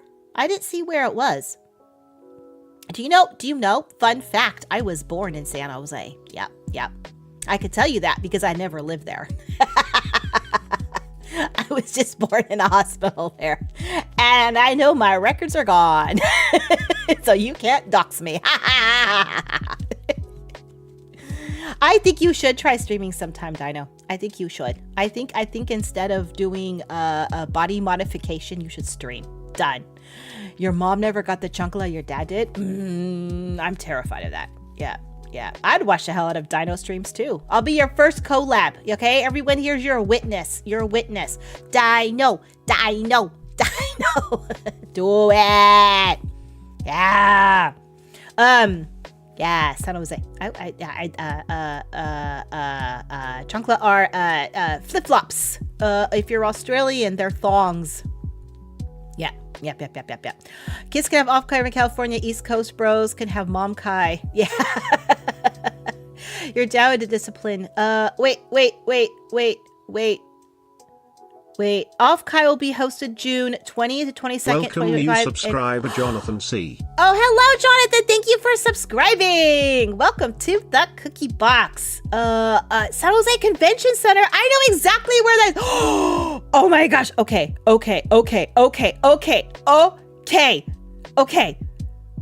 I want y'all to know that in San Jose, there is the Winchester Mystery House. And when I was a wee little bunny bun, a wee tiny little bunny bun, I would go to the Winchester Mystery House. I've been there literally at least 50 times. Okay, I'm not joking. I was like, autistic. You get those like hyperfixations. Winchester Mystery House was mine. Loved it. Didn't care about the history. Didn't care about the ghost story. No. I just cared about the floor plan, cared about the house, cared about like the wood. Oh, loved it. I was even allowed to walk through it barefoot on more than one occasion, so I could feel the texture of the different woods because, love it. So it says it's in San Jose. I think we should have a cookie box. What's that called? Group tour. Yeah. You know what I mean? Field trip. There's the word, field trip. We should all get we'll meet up. Well, I'll plan it later. I will plan it. plan it. I'm sorry for laughing. Is that the most autistic thing? I know, so funny for my whole life. Nobody knew. How could you miss that? The magic cookie box bus. I'm gonna get the red binder. I am gonna get the red binder. Oh yeah. Charleston, South Carolina. I like to do it as long as we can have those Charleston chew candies. I love it. Yes, Mom Kai in Cookie Town, Oklahoma. In what was it called? Candy County? It's in is that right? Yeah. Because I thought it was like Cotton County. That was it. Cotton County, because I thought it said cotton candy at first. It was Cotton County. Yeah, Cookie Town. I'm obsessed with Cookie Town, Oklahoma. I don't even know where. I don't even know if it's got good weather or not. I don't care. I want a bunch of it. I want a piece of land. Yeah. Is it Cotton County? Is that cute? Yeah. Oh, good night, Shady. Oh man, could you imagine? Oh yeah, so yeah, we'll do it. Winchester Mystery House Tour. Oh my gosh, it'll be so much fun. You have an immersion break. You have to see my real face. I'm so sorry. Good night, Shady. You think it's hilarious watching parents embarrassing their kids telling their chats funny childhood story about them? Oh, I have so many. I have so many stories about. See, it's fun because Brie just owns them all, and the problem is she tells most of them herself. So like, I can't even tell funny stories about Brie anymore, or like embarrassing stories, because she says them all. Like Aiden mentioned earlier, when we did the cochineal beetles, that when we were in school, when she was in school, Brie did her whole report on E140, which is a chemical compound, a natural food dye that was in this icing of these pink cookies that were super popular. And she's gave them all the kids. The kids are munching down on them. And then in her slide presentation, she showed the picture of the beetles and stuff like that. She goes, and this is what it's made out of. And the whole class like freaked out. And she came home so happy because a single child finished their cookie. They all threw them away. I thought that was the best. It was awesome. So yeah. It is different to hear a different perspective. It is different perspective. Yeah. So when we got a chance to go see like this area that had the Beatles, not the music band, because aren't they all dead? But the cochineal beetles, and we got to actually like, you know, work with them and try it. It was really cool. So I was super excited about that. Yeah, I was like such a nerd for that. Okay. Yeah. Not everyone caught Bree's side of the story. Yeah, that's true. That's true. All right, how do we say this? Hello, Chow Tikvi. There we go. Make sure I say hello to you. Yeah. Oh, one of them is still alive. Yeah. The history of bras, paper. Oh, yeah. Officially, it was underwear because we also discussed corset stays and bodies. Yes. And she did one on bread. So she's so proud of those. The stickers for the potty sticker story. Yeah. The history of underwear. Yeah. I am obsessed with underwear. Underwear is so fascinating. Like the whole, history of battle ready armor. It's so fascinating, all of the history behind it, and even like so speaking of underwear. I know this is just a family channel. So do y'all watch Abby Cox, COX on YouTube? No, probably not. She just did a special on Mumia, which is using mummies for corpses for medicine. It is one of her better videos. I love her videos. She's a historian, a costume historian, and she does a whole bunch of stuff on corsets and stuff. So that's why I watch her a lot, because there's the underwear tie-in, but she just did one on mummies just recently. It was so good. It was funny. It was informed. She has all of her sources cited, so it's like official stuff. Like, it was so good. I enjoyed it so much, and I learned so much about eating mummies and stuff. And yeah, it was good. Yeah. They still, I think they still have some of the mummy paint in one of those museums in London, like all the paints that they used to use, like stuff from. Yeah, but it was interesting. It was so interesting. And apparently eating bodies or corpses or corpse parts for medicine isn't as old as we think it is. Like, it's not hundreds of years old. It's like 100 years old kind of thing. Like, I'm like, what? Yeah, it was really good. So if looking for something to watch, you're bored, I would go check her out. Yeah, Abby Cox.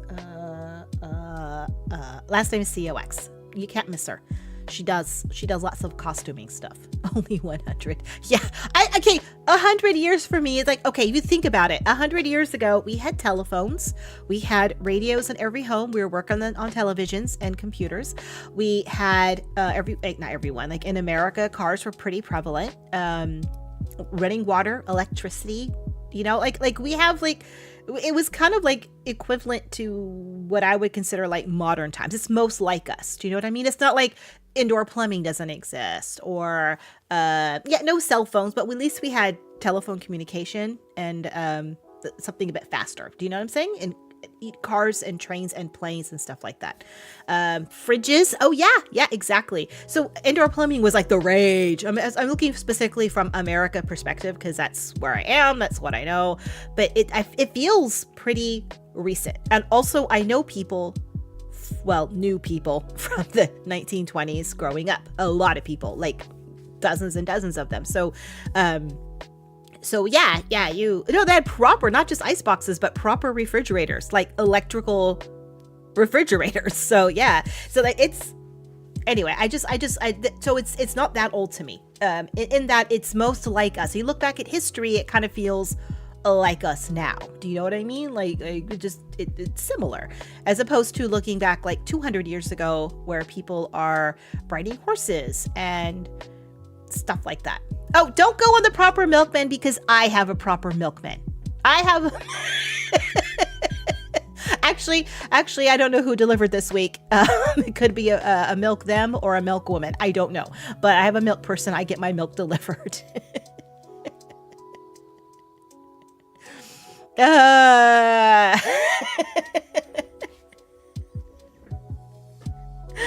were no microwaves. There were hair dryers. Thank you very much. A milk human. Thank you, Doodle Dude. Doodle Doodle. Doodle Doodle. 666. Thank you. Milk them. That's right. Yes. So they brought my milk. I get my milk delivered. Milk folk. I like that because that sounds so quaint. I remember the milk floats in England. I lived in England. I lived very north. I lived in the northeast. Very northeast. So the milk float people would go by, like the slowest little like cars ever, like these little like open trucks and stuff. Yeah. I like milk delivery. My milk gets delivered once a week. Yep. And in the winter time, I get milk and eggnog delivered, because they have seasonal eggnog that they deliver. Yep. They can also do yogurt and butter and stuff like that, but I just get milk. Yeah. Milk folk. It does sound like D&D stuff. Yeah. They're all diesel vans? Oh, boo. That's not fun. The little stuff. What happens if you're on milk before the next delivery? I could go to the grocery store and buy some, but we tend not to run out of milk. We tend to pace that. We got our rhythm down. We can also go to the dairy itself, and because it's a local dairy. Welcome, new subscriber Ramon Muller Rodriguez. Welcome, Ramon Muller Rodriguez. Hello. Thank you for subscribing. Then we could go to the dairy. We can actually go to the dairy and pet the cows. So it's just a small dairy in our town. It's just our small dairy in our town. Yeah. And so it's like a big thing, you know. There's no like web page and there's no stuff like that. It's just a little guy. It's really cute. Yes, I can pet all the cows because they have a whole herd of them. Yep, I can actually do that. We've done that. It was cool. They have big fields around. You drive around, you can see the cows. We wave, hello, thank you for the milk. It's really cool. Yeah, because I live in 1929. Oh, look, I just doxed myself.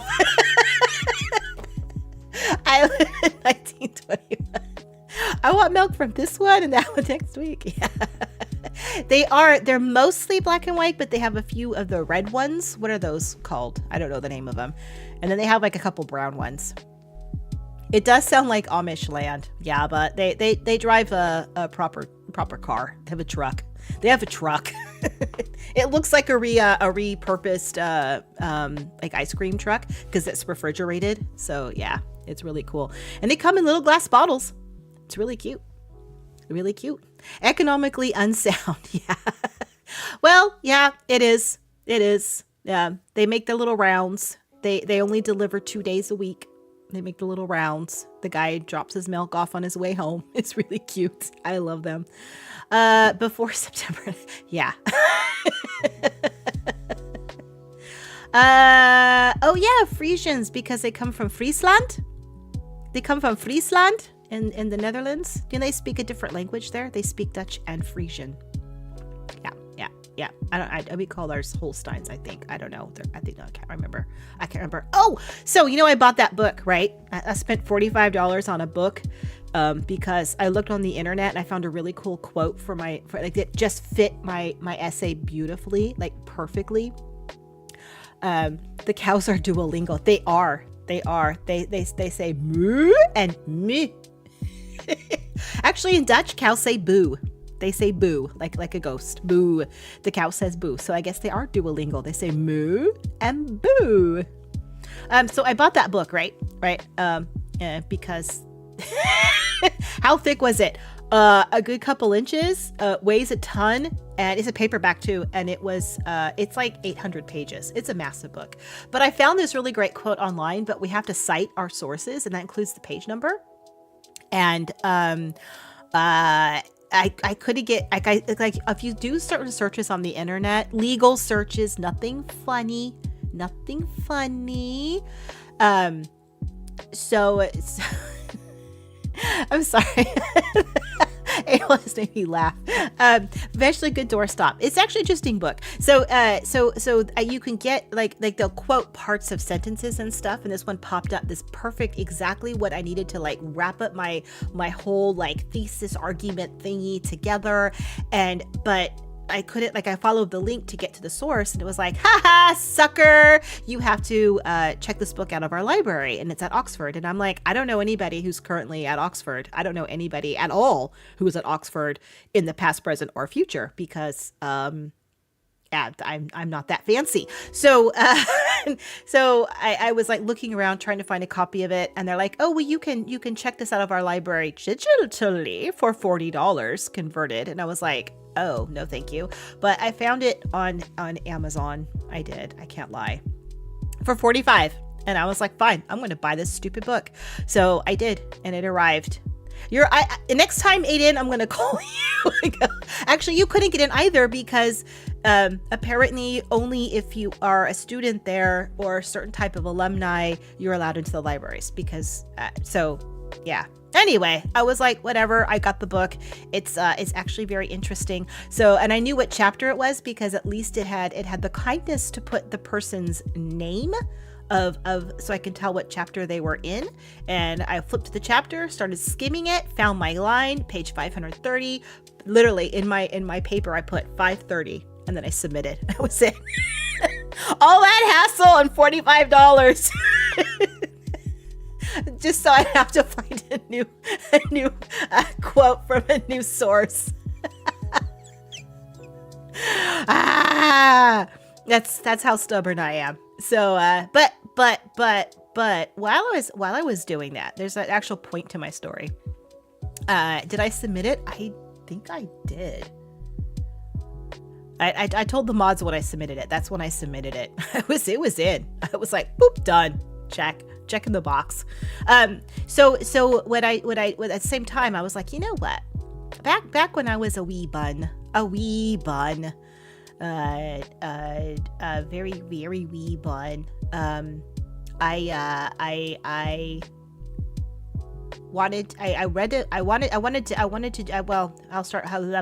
got distracted by Library of Congress. I don't know if Library of Congress does have every single book.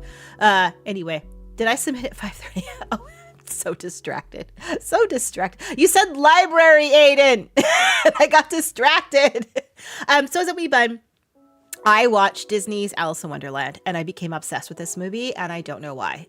Because it's not that good, to be honest. It's actually one of their worst movies. So there you go, throwing it out there. I hate Disney, but I've seen a lot of the movies, so at least I can say that with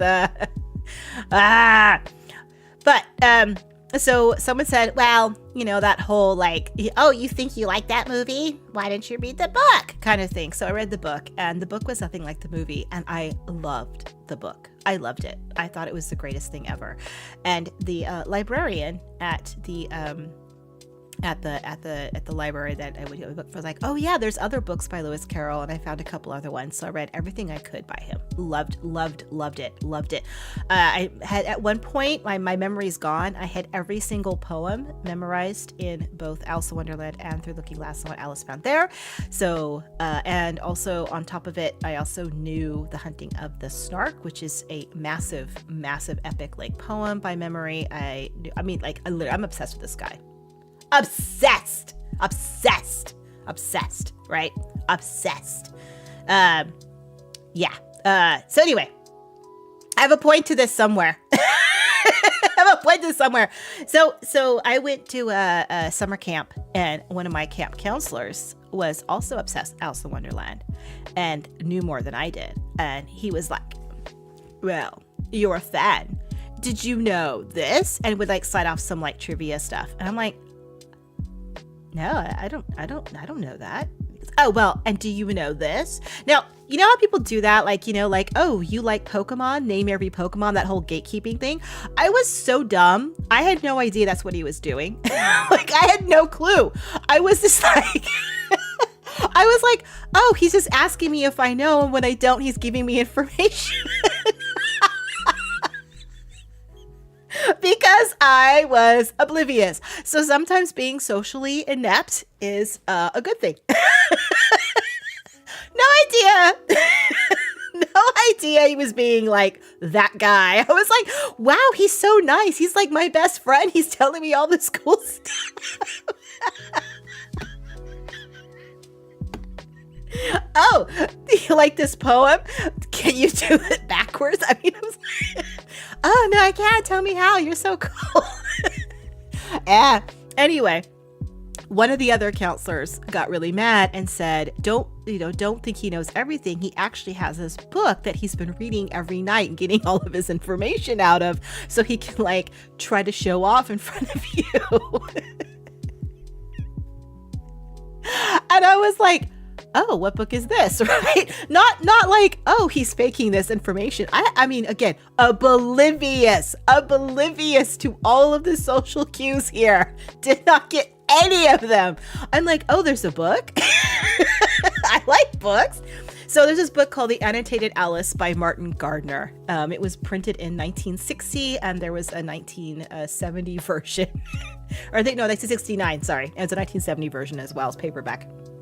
And so I hunted for years, I like literally like 7 or 8 years. And I finally found a copy of this book and I read it. And oh my gosh, it had everything. This guy named Martin went through and like literally there's the story and the footnotes are twice as long as the story. It tells you where everything came from, every source, all this like bit of factual information. It was amazing. Love this book. I read it back and forth so many times. The pages were literally falling out. I love this book.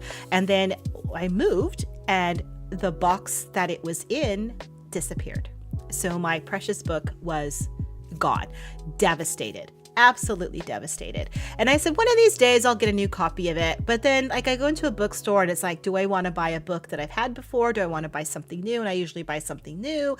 So yeah, exactly. It was really heartbreaking. So I haven't really found that copy again. So while I was looking for this stupid book for my essay, I was like, you know what?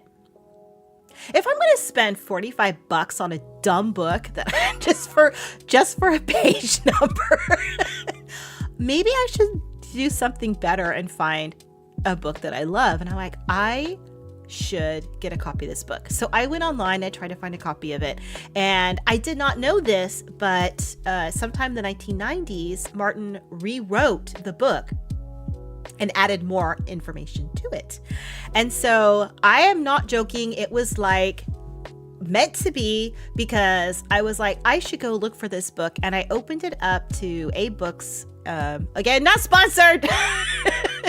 They should sponsor me. I'll talk about them all the time. And I was like, I just typed it in, blah, blah, blah, blah, blah. And there's a whole list of people with like photographs, but it says on their like stock image. But there was one seller, I don't know where they're from, Texas, I think, maybe California, who the heck knows, North Dakota, I don't know. But they had a copy of it in almost brand new condition. hardback version with the original dust jacket.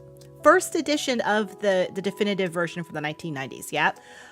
A pristine condition of the book that I was looking for. And they had an actual photograph of it. Like, this is the actual book that you're going to get. And I was like, are you kidding me? And it was like, with shipping, it was $45. And I was like, yeah, you know what Papa Cookie's buying me right now?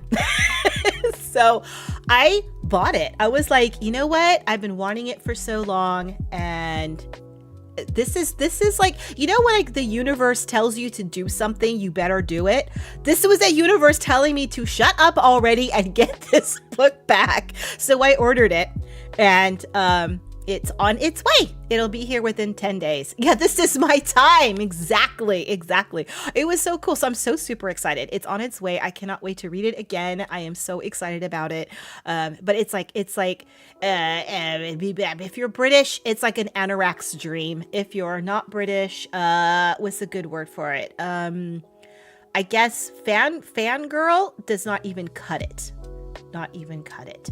Did I buy one of Bree's posters? No, I did not. I did not buy anything from her merch store. I did not. I was instructed not to look at her merch store because sometimes there's things in there that she gets embarrassed of her mom looking. You got something too, a first edition of an R.A. Salvatore Legend of Dritz book signed. That's so cool. Yeah, so I'm so happy with this book. So it's coming. It's coming within 10 days. I'm going to have it, and I will be so excited to read it again. And I will be down in my little anorak world of again. Yeah, I will tell you everything and be that, well, actually, about Alice in Wonderland again. I'm so excited. Thank you. It was the right time. Did I sneak into the merch shop quietly at least? I did not. I was very good. I was also on a cruise.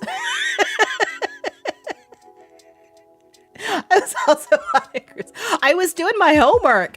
Oh my gosh. So fun fact, Spirit City Lo-Fi, the thing on Steam that you can like study to and stuff like that. They also have a Spotify playlist. So I slapped that bad boy on, and because I studied to them, and so I was actually able to listen to the music. Yeah, it was so cool. That's why I decided to go, so I couldn't see the merch. Yeah, that was it. She didn't go on the cruise just so she could keep the merch a secret. Did she sell out of everything? Wasn't there like limited time stuff or something in there? I don't know. Did she? I'm so far out of the loop. She waits till I leave the country. Yeah. You end up putting Lord of the Rings ambiance music on. Yep. Out of the keychains. Oh, really? In minutes? Okay, that's awesome that they sold out so fast, but then not awesome for those who didn't come in the first 10 minutes. Man.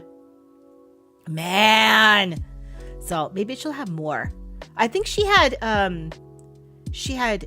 keychain and wasn't there like a stand or something? I don't know. Plenty of posters. Okay, cool. Dire Cat. Yes. Mama, wasn't that our goal at one point, to get a keychain? But within minutes, that your new life goal? That would be awesome. Yeah. She had, with that new model of hers, her transformation, she had all this stuff, so much of it planned for so long, and I knew about it because obviously she shares with somebody, and I got to be fortunate and see some of it up in advance, and I had just been slowly dying inside going, I can't wait for her to debut all this. It's going to be epic. So yeah, I've been so happy for so long, and I was so upset that it happened when I was gone. So she was working her fingers to the bones on all of it. It is so cool. It's amazing. I see the behind the scenes stuff, and like it's so much love. She puts so much love into it. Like, it's hard work and it's raw talent. 100% is in there, but like how much she cares. Do you know what I mean? Like, there's people who are like, I want to be a VTuber because I don't know, like, pick a reason that's like generic. You know, I don't pick up VTubers because I'm a VTuber because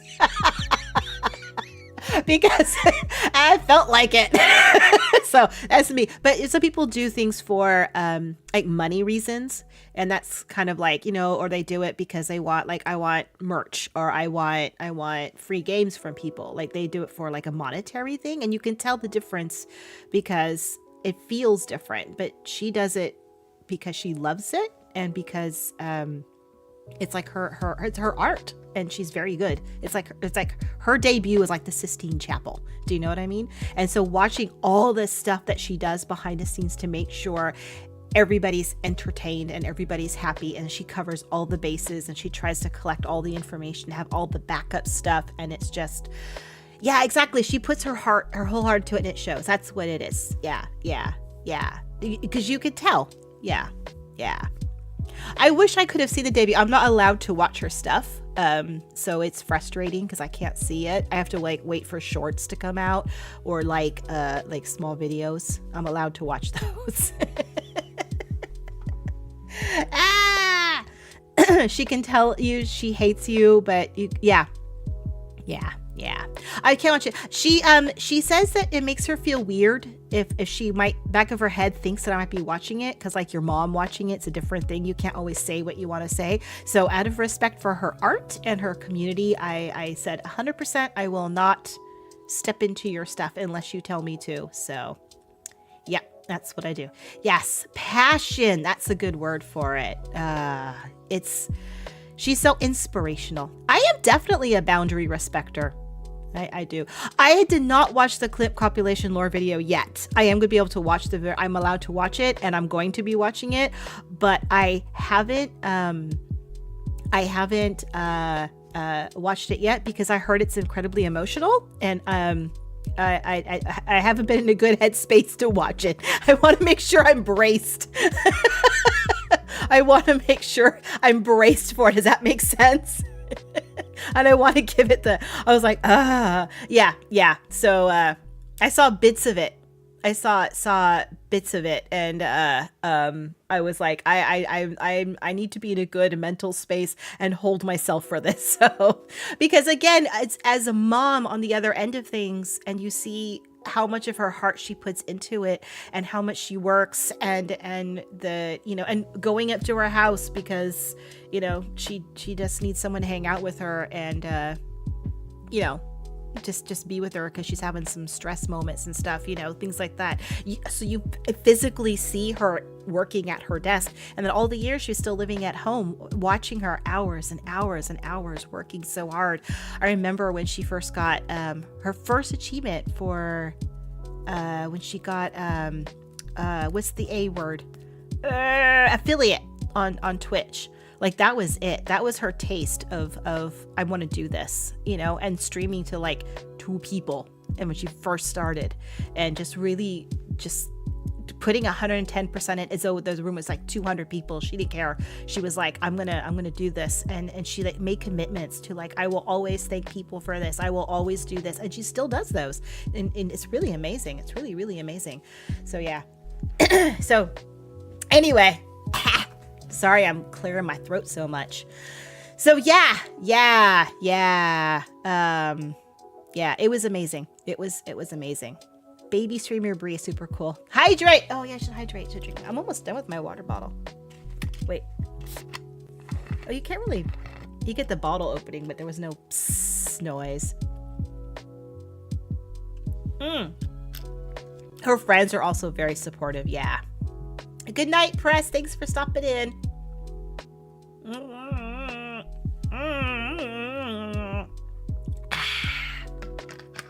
Did you have to watch so many clips for her for that compilation? I can imagine. Yeah, yeah, it's that bittersweetness. I mean, it's wonderful to see where she is today. But all the bad things that happened along the way and the heartaches that happened and how she had to work so hard and overcome so many things. And then I'm like just a Nepo baby. I look at all the work and I'm just like, I feel so guilty. I feel so guilty. She's totally making corporate VTuber models. She's doing a lot. Yeah. She's amazing. So I am thrilled to know her. I am thrilled to have her as a child. I mean, look at my apron. My kid is a VTuber. I'm so proud of her. Yeah. I can imagine all the stuff that she was going through, all of this stuff. And I mean, also at the time, this is when like the COVID hit and she hadn't been diagnosed yet with anything. And so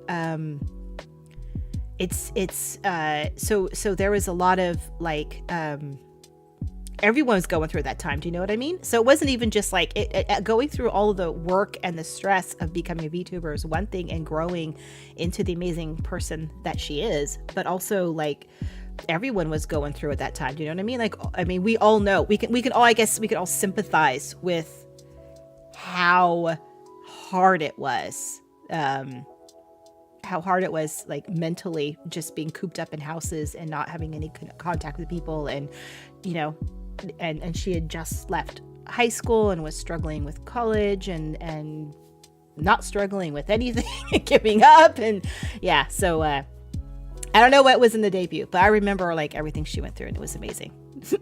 Now I'm getting emotional. Yeah, she is totally working with the big timers. Yeah, she's. Yeah.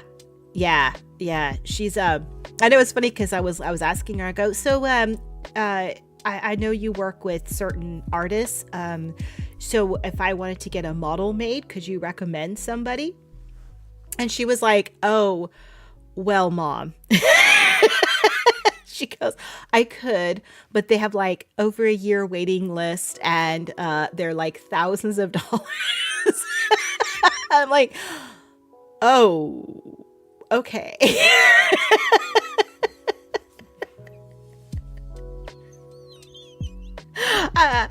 Because she's my kid. So like there's like my kid, and then there's like Brie the famous rigger. You know what I mean? I'm like, it's like kind of going up, like imagine going up to like your Oscar winning performance child and being like, my community theater is doing a play. Can you can you help design the little brochure?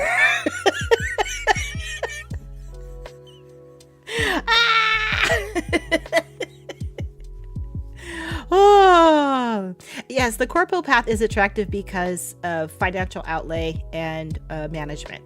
I could see that. Yeah. You don't know if she realizes the reputation she's made for herself in the wider VTuber rights by rigging. I don't know if she. I don't think it settles in her head. You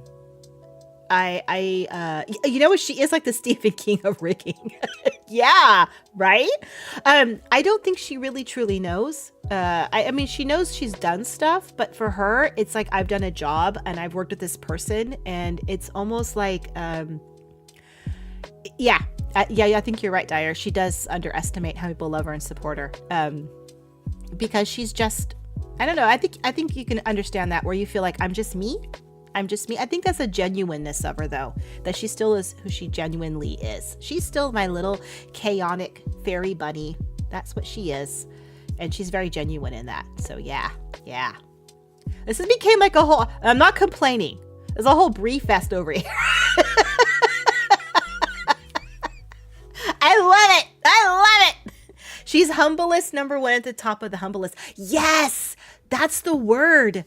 That is humble. That is, don't tell her to watch this. Don't, shush. Yeah. So, yeah, it's cool. And it's really funny too, because I'll call her up and I'll be like, hey, I have this question. Can you help me? And I'm like, oh, can you help me, Big B? And she's like, sure. And then she's just like throwing all this stuff down, blah, blah, blah, blah, blah. And they're just like helping me and doing all this stuff. And I'm like thinking, yeah, right now there's people out there who are like big celebs in the world of VTubing who are, you know, collabing with her and working with her. And here's like little old me going, I got a boo-boo, can you tie my shoe? She just, yeah, she's there. She still helps me. Doesn't, you know, because that's how she is. She doesn't like say, oh no, this person's more important or that person's more important. She's like, everybody is important to her. You know what I mean? Like, I like that. I value that. So, yeah, I love my kid. I do. She's a great human being. A great human being. All right. What else is going on? All right. While we're talking about great human beings, beautiful segue to great human beings. I also have some 24 karat gold bunnies that I want to make sure they're also wonderful human beings. Mythonar Cole and Dino Modma, Munsuka CHX, Joe Cool, Go Mudbugs, Isaac Gonzo, and Durata. Thank you so much. Yeah. See? I love you guys too. I love all my Smookies. I do. That is your name. Any D&D news? Oh yeah, so I have a stream tonight, but not tomorrow. And do you know why? Oh wait, is KA Link still in here? I don't know if she's still in here. Hey, Link, so you. No? Okay, yeah, we do love our mods. Okay, good. Because that's my DM. So we have a game on Saturday, and I have no idea what I'm doing. Oh my gosh, I have no clue. I didn't want to confess that if she was still in the room. She's doing a special Halloween one-shot, and I'm hosting it at my house, and I have no idea what I'm doing. We're doing 2024 rules. I haven't even read them yet. I don't know what's going on. So I have D&D Beyond account that because if you host a game, everyone can like make characters. So that's what we did. I know I am Lord Taco the Third, and I'm making everybody call me Lord Taco.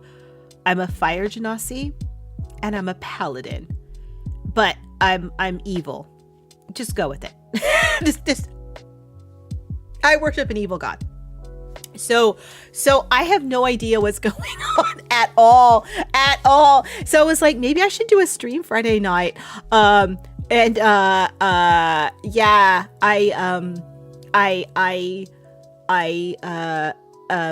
have no idea what I'm doing. So I have to clean my whole house. Because 3 weeks of dust is real. I have to clean my whole house and get ready for this party. So I have no stream tomorrow. It is an in-person game. Yeah, in-person game. And they usually, she's going to be there like at 10 o'clock in the morning to set up. Because we play by candlelight. Like everything. We set it all up. Yeah. Oh, she even makes dinner for us. No tacos. She's making chili and homemade cornbread. Yeah, she makes dinner. We set it all up. We play by candlelight. Everyone comes in themed clothing, not costumes, but we usually wear like themed clothing. She's a whole special one shot that's done just she has music that goes with it. It's amazing. Oh yeah, she's super amazing, which is why I feel really bad that I'm just like, I don't know what I'm doing. So I need to like figure it out in the next 24 hours. It is a blast. We play every other week. Everyone comes to my house and we play around my dining room table, and it's super awesome. I love it. But Halloween is a special one. Halloween is an absolute special one. So we do a special one shot on Halloween, and we go all out to the nines. I get drippy candles and everything. It's so cool. I'm so excited, but I'm also like stressed.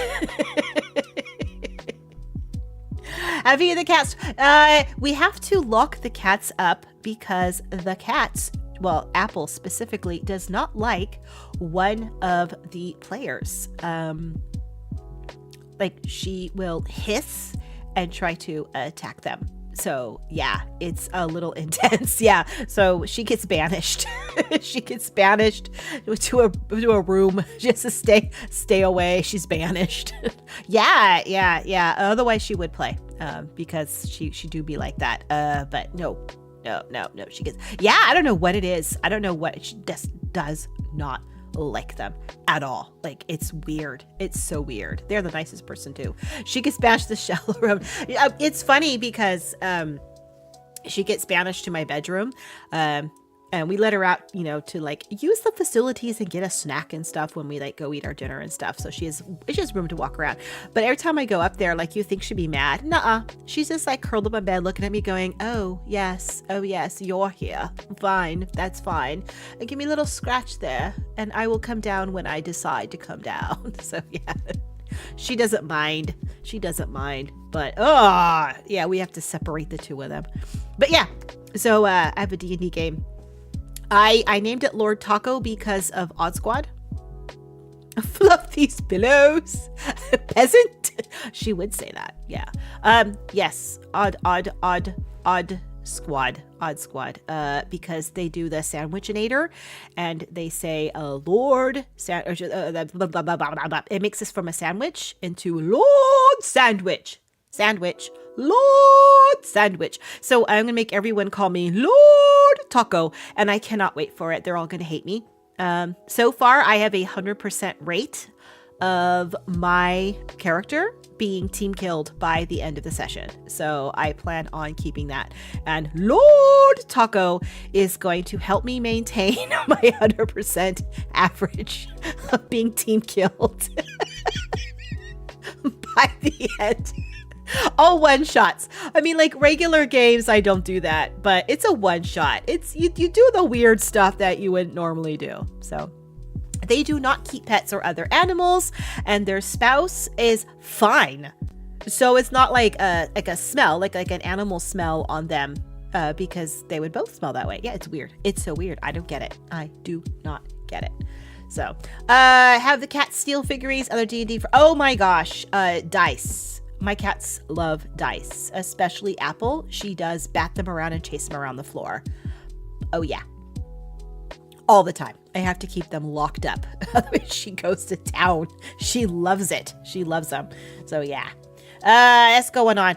So this week's a quiet week. But next week I am streaming on Monday and on Thursday and on Friday. On Monday, we're playing Under Leaves. It's our Mom Day under $5 game. And then Thursday we're doing it's Halloween on Thursday. I'm gonna play Outer Wilds. So if you're not doing anything on Halloween night and you want to hang out with me, I'm playing the Outer Wilds DLC. It's not super spooky, it's not Halloween theme, but I thought, hey, you know what, it would be kind of cute to do, so that's what I thought we would do. Yeah. And I played a little bit. So I was like actually showing the Brilettes. I'm like, oh, let me just log in and I'll do a couple things. Let me show you what I was doing. And the process of showing them something, I accidentally discovered something else. And I'm like, oh. So I stopped. You'll be avoiding trick-or-treaters and you'll be handing out candy. We don't really get a lot of trick-or-treaters here. So yeah. We haven't had any like in 2 years, so yeah. I'm just thinking they're not going to come, so I will have candy on the off chance someone shows up. Of course, it'll be my favorite flavors, my favorite bars. So yeah. So if you are going to be around, you want to watch the DLC, come and join. It'll be fun. I'm going to start off the pancake run, the one you throw away. I'm going to just kind of show everybody. Welcome new subscriber Docky Cat. Thank you, Docky Cat, for becoming a subscriber. Thank you. I'm going to do a pancake run, probably 2, where I'm just going to show you all this stuff. I'm going to be like, here's what I've learned and here's what I haven't learned, because it's also been over 4 weeks since I picked up a controller and played that game, so I forgot things and I need to remember how to do things. So yeah, it'd be kind of fun. Get caught up. It's been a while. It has been, and I am going through withdrawals. I keep talking about it. I'm like, Outer Wilds this, Outer Wilds that, Outer Wilds shirt. Yeah. The tailgate trick-or-treating is getting more popular. Yeah, the trunk or treats are super popular. So Myth, you live in a hotspot neighborhood?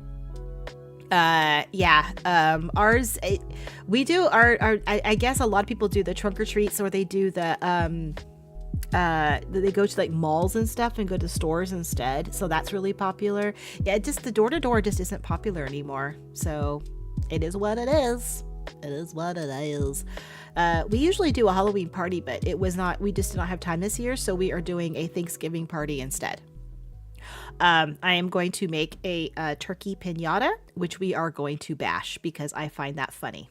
I find torturing and mutilating a small carcass of a bird hysterical, apparently. Do not clip that. I will get the animal people on my front porch. It would be a papier-mâché version. I don't know. I think it'd be funny to have a Thanksgiving turkey that you hit with a bat and all kinds of candy comes out. I think that would be funny. So I find that part funny. I don't actually want to hit a bird.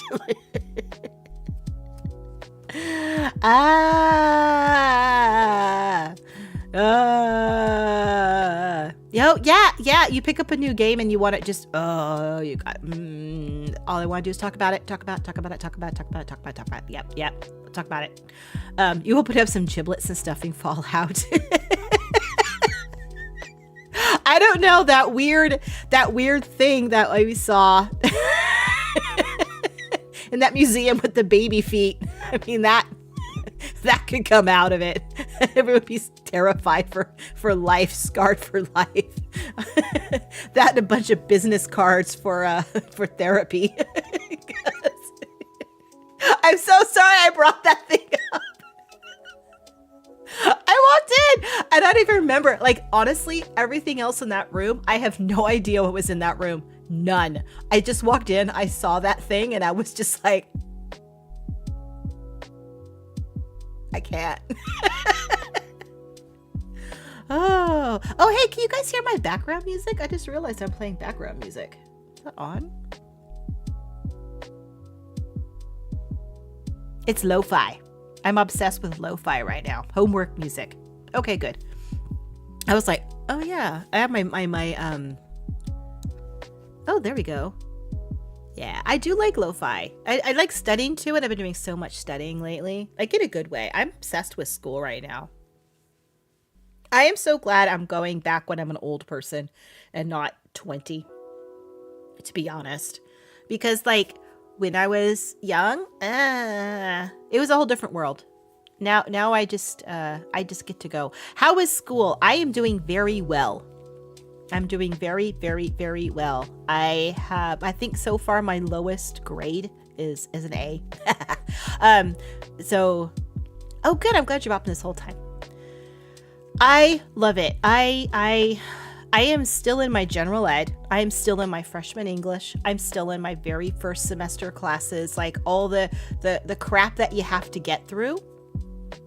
But it's a whole different game now. Like, I don't have to take it to get a degree to get a job because I'm old. And when I'm done with all this, I may or may not get a job in this field. I'm mostly going because I want to have intense study in one particular subject, like really dive into it and have proper guidance. I mean, it's one thing going to the library and reading a bunch of books, but having specialists and guidance and access to stuff that everybody in the general world can have access to, that's what I want. So way at the beginning, it's all like, I'm just in freshman English and I'm like putting my heart into every single paper that I write, like really trying hard and like taking super good notes. And it's not just like, okay, slap something down, turn it in by Friday, good, move on to the next thing. I just got to get through this class. It's like, this is my prerequisite class. And everything I'm learning here is going to set me up for literally every other class. 90% of my classes are essay writing. 90%.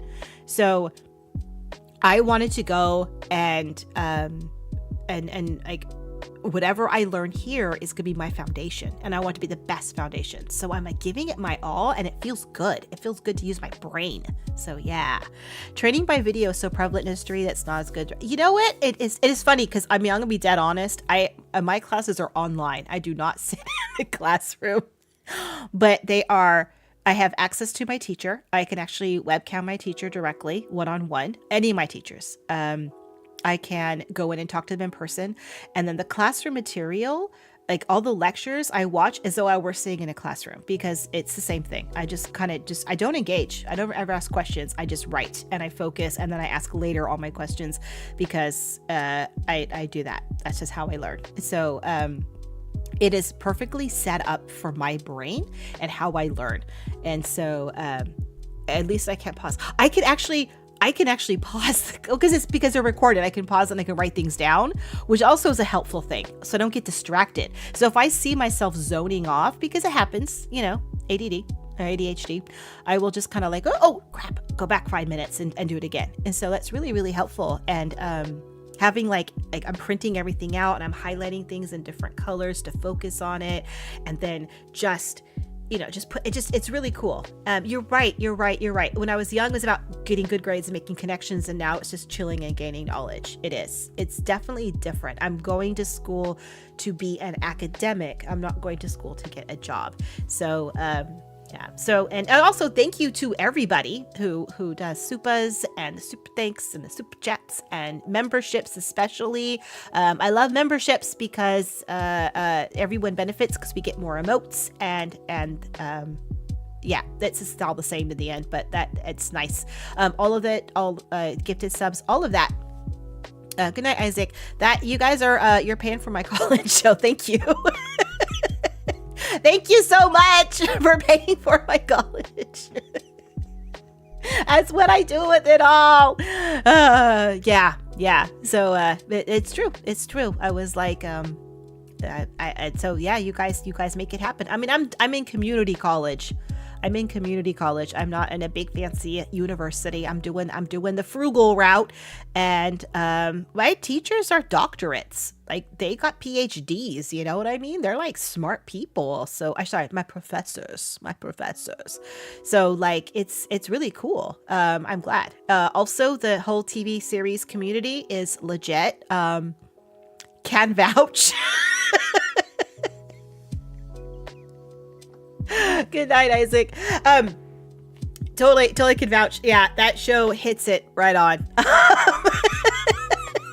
There's some interesting stuff that happens, but no, I love learning to learn, and it makes my head happy. And in the end, when I'm all done, I would have researched something that will go into all the piles of research for somebody else for the future. So like I'll never like discover anything. Thank you, Aiden, Cookie, Fire, for the $6.90 tip college fund. Thank you.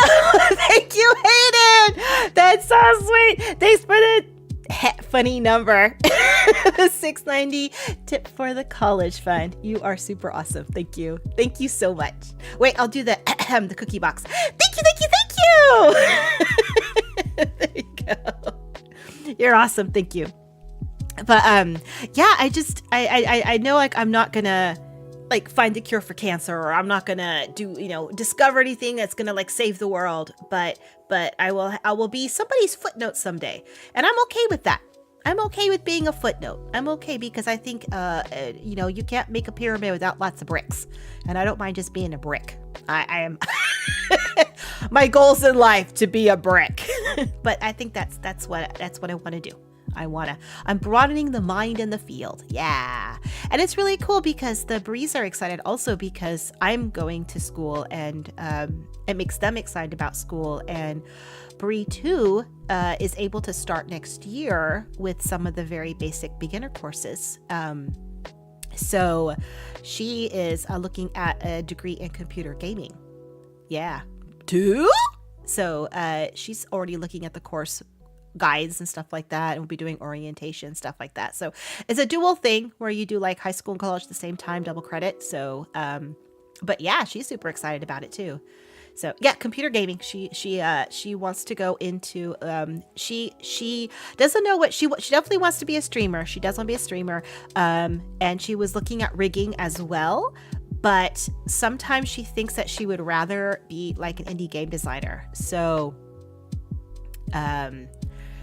I just think that's really cool, and I'd love to encourage that. And Bree 3 is super into art and wants to look at art programs, like learning how to do different types of arts. So I think between rigging and design and art, I think and me being the cookie baker, I think that we will have our own little corpo. Corpo. A part of our lives already. So you're a chapter. Oh yeah. Thank you, Ruka Erica. Yeah. I'm already a chapter. Yeah. Thank you. Yeah. Do you know what's so funny is that Bree2 said that her goal would be that like one of her things she would love to do is to play a game, like do an indie, because she likes my indie game nights that I do on Mondays with the low affordable cost ones, the low cost ones that everyone can play. And she likes that so much. And she was like, oh yeah, she goes, wouldn't it be really fun one night to like play the game and then like everyone talk about it and be like, I wrote this game, and like surprise. And so that's like her goal now. That's her goal. She wants to do that. It's really, really cool. So you're right. Studying Dyer, that studying game design while also streaming herself playing games would be cool. It would be cool because she can you're right. Her analyzation, her critique would be really, really, really amazing. So it's really cool. So, but yeah, so I go to college part-time. I only do 2 classes a semester and 1 in the summer. That's because we homeschool, so I have them to teach as well and do everything else in my life that I have to do and stream. So it's a very busy life. I could not do more because I put in like a billion hours, a billion hours a week. There's just no more time. But when the last Bree graduates high school, I should be done with my bachelor's by going part-time, so I can start my master's degree when I can put all my focus, but they come first because kids make that commitment. So you never know how you affect others. Whatever you do in life, know that you're a chapter in the story of another's life, even if you don't know it. You know what, Myth and Art, that is so sweet. First of all, thank you for that. But that's so right, because I know there's people out there who have no idea the impact that they've made on me. They just they have no idea how they have, and I'm talking in a positive way, who just have either motivated me, like the guy who was trying to gatekeep me on Alice in Wonderland, opened my eyes to something that I didn't know existed and gave me a massive passion, I guess. Yeah, and so yeah. It doesn't know who I am, but that was an important point in my life, and it gave me something to sink my teeth into and really be happy when things weren't happy in my life, because that was a hard time. Those teen years were hard. As a game reviewer called Yahtzee, you also make low-res games. So it's a game dev diary series. Oh, that's cool. There's an artist in France named Mallow, Mallow, like marshmallow, who makes Outer Wilds stuff, like so many awesome things, and does streams, I think on Thursdays, unfortunately, but sometimes Saturday, streams making a lot of the Outer Wilds design stuff, like proper stuff, like I can't describe it, like anything, like the little like orbs and 3D printing and sculpting. Oh, it's really cool. I love to watch people create. I think it's so cool, and not just create physical things, but like you mentioned there, Aiden, with the game dev diaries, where you talk about building and grow. I love things like that. Really love things. Really, really love things. 0 punctuation. Mallow. Mallow. That what we're talking? I don't know. 0 punctuation. I just got lost with that. I'm so sorry, Eric Munchkin. My nose is ready now. Ugh. So what else is going on? Yeah, so what's going on?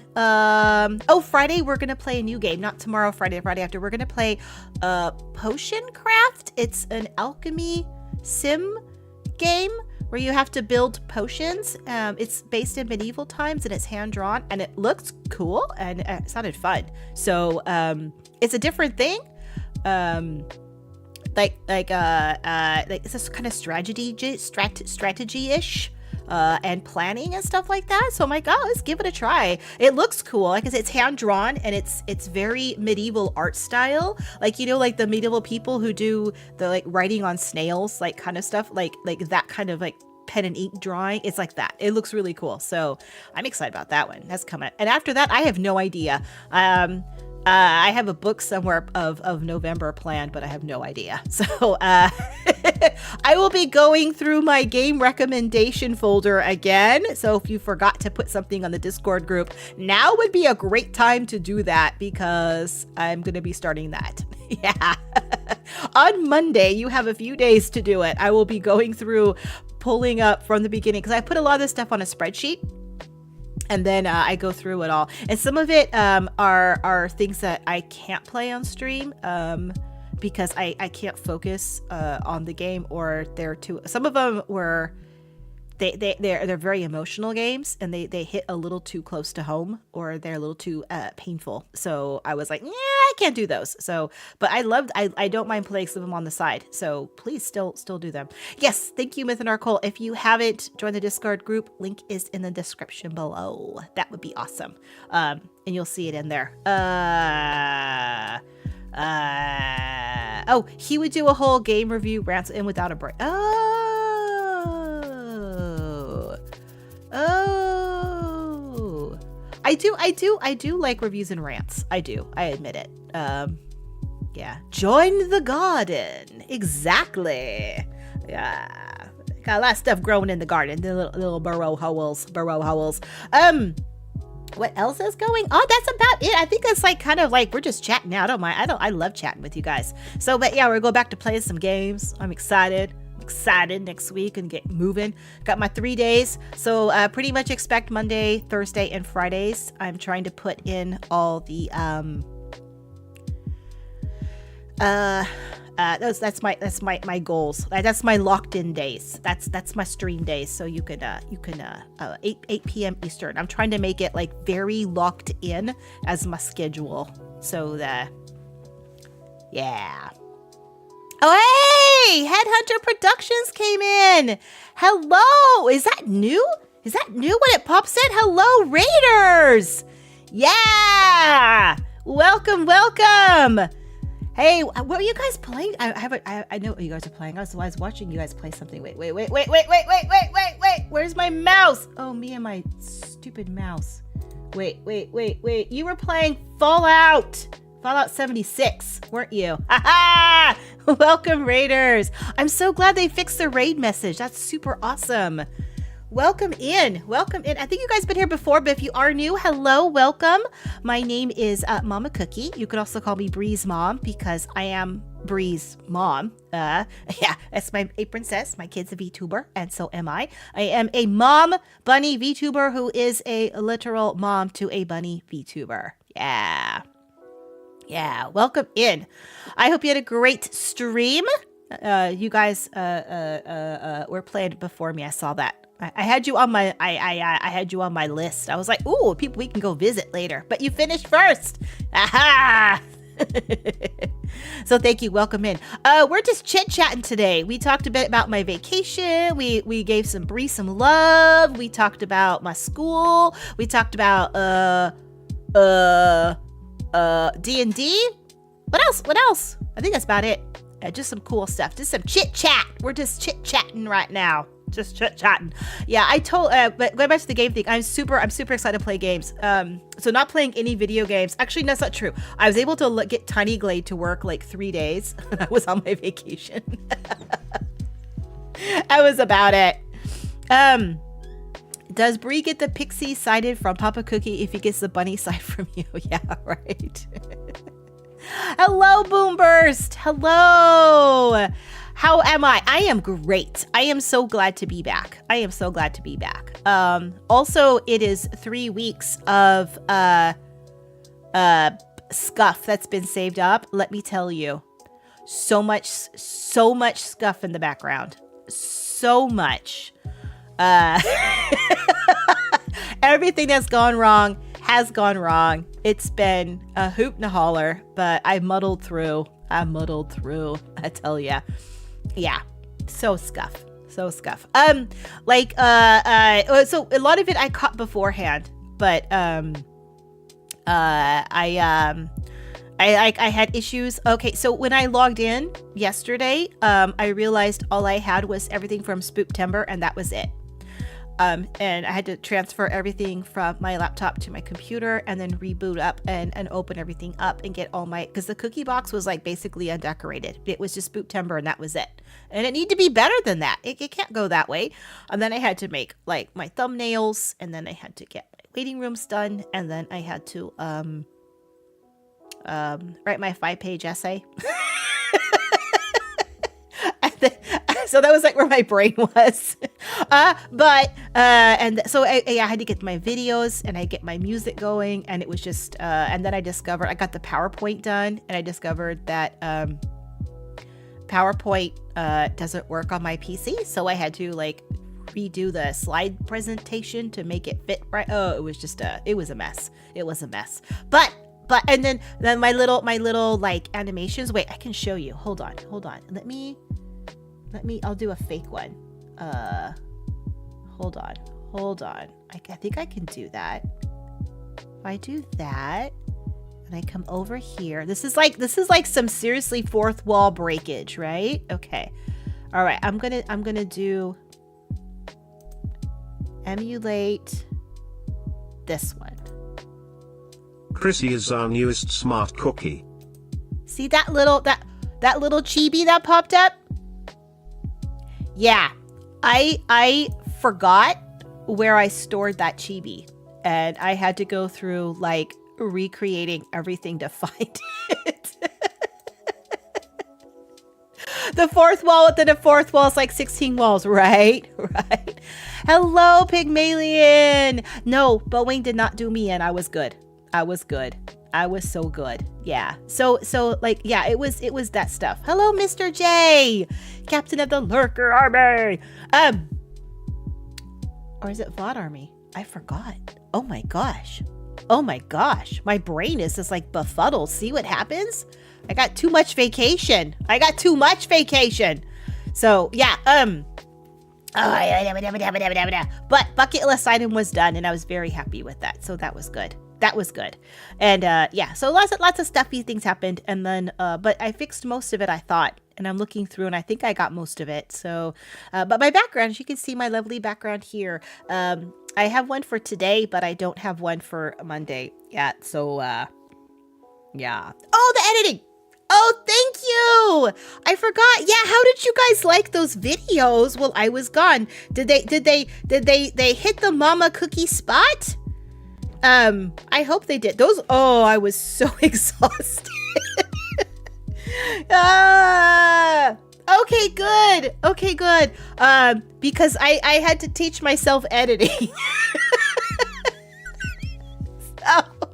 Okay, good. Yeah, so I was doing my regular streams, and then in between I was filming those, and then I had to edit those, and then I was also getting ready for the trip and everything. I was stressed out, and I wasn't sure if they were gonna work. Okay, good. I'm glad you enjoyed them then. You like my editing? Okay, good. Yeah, because I need to start editing more. So I thought it was a good time to start, a very good time to start learning how to edit a bit more. Oh, what'd you guys think of the games? Did you guys like them? Oh, you like when I was flying across the screen? The whoa! Yeah, that I had fun doing that. I really did.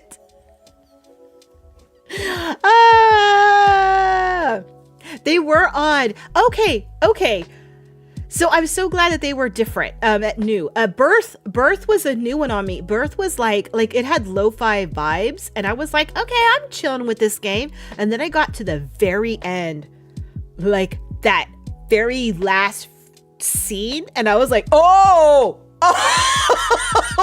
no, I did not see that coming. I did not see that one coming. I was just like, oh, it's so chill. It's like, like cottage Corey. It's got that boho. I'm like, coffee shop. Yeah, man, I'm grooving. Oh yeah. That was intense. Then a Sheepy. Do you guys I love Sheepy. I love that game so much. It was so adorable. It was so cute. And that one, the sound was really bad because apparently they got some famous electronic music person to do the music. And so YouTube had to scrub the song out. It was like, boo. So you missed some of the epic stuff. Project Cat messed you a little. Project Cat was... so I played that one after Paper Lily, and now afterwards I was like, oh, okay, now I understand what I saw the school thing, but yeah, her story was really intense. I just felt so, oh man, it was dark. It was very, very dark. It was Halloween scary dark, but not, you know what I mean? It was, your favorite thing was when Present Mama would notice that Past Mama. Oh yes, on the exit 8. Okay, seriously, the number. I was like, I can't figure this out. And there were times I'm like, I wish chat was here because they would help me. And what I did edit out was I ended up going backwards through the ceiling face. Oh my gosh, how many times I walked by that one? And then I couldn't put in there. I cut out a lot of it because I just kept walking in circles going, where? And then if I turned around, it was like one of the white signs, it said the exit 8 on the back.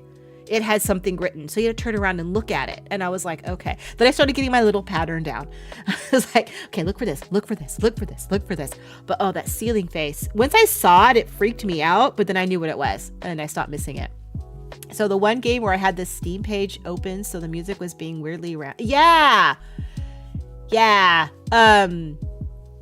first game, the music was being weirdly weird randomly. That was Sheepy because the YouTube scrubbed it, and I was like, I didn't know what else to do. By then I couldn't redo it, and and they're like, they had a choice. So we can try to take it out and mess with the sound, or we can literally cut that whole section out of the video. And I was like, well, no.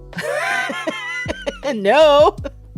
So it was frustrating. I think it was the first one I did too. And I was like, man, this is gonna, but I liked Paper Lily. I was playing it and I was like, I did not expect this, did not expect that. And then at one point, twice I had forgotten to hit the record button. So I had to go back and replay everything. And that was a lot of time. That was frustrating.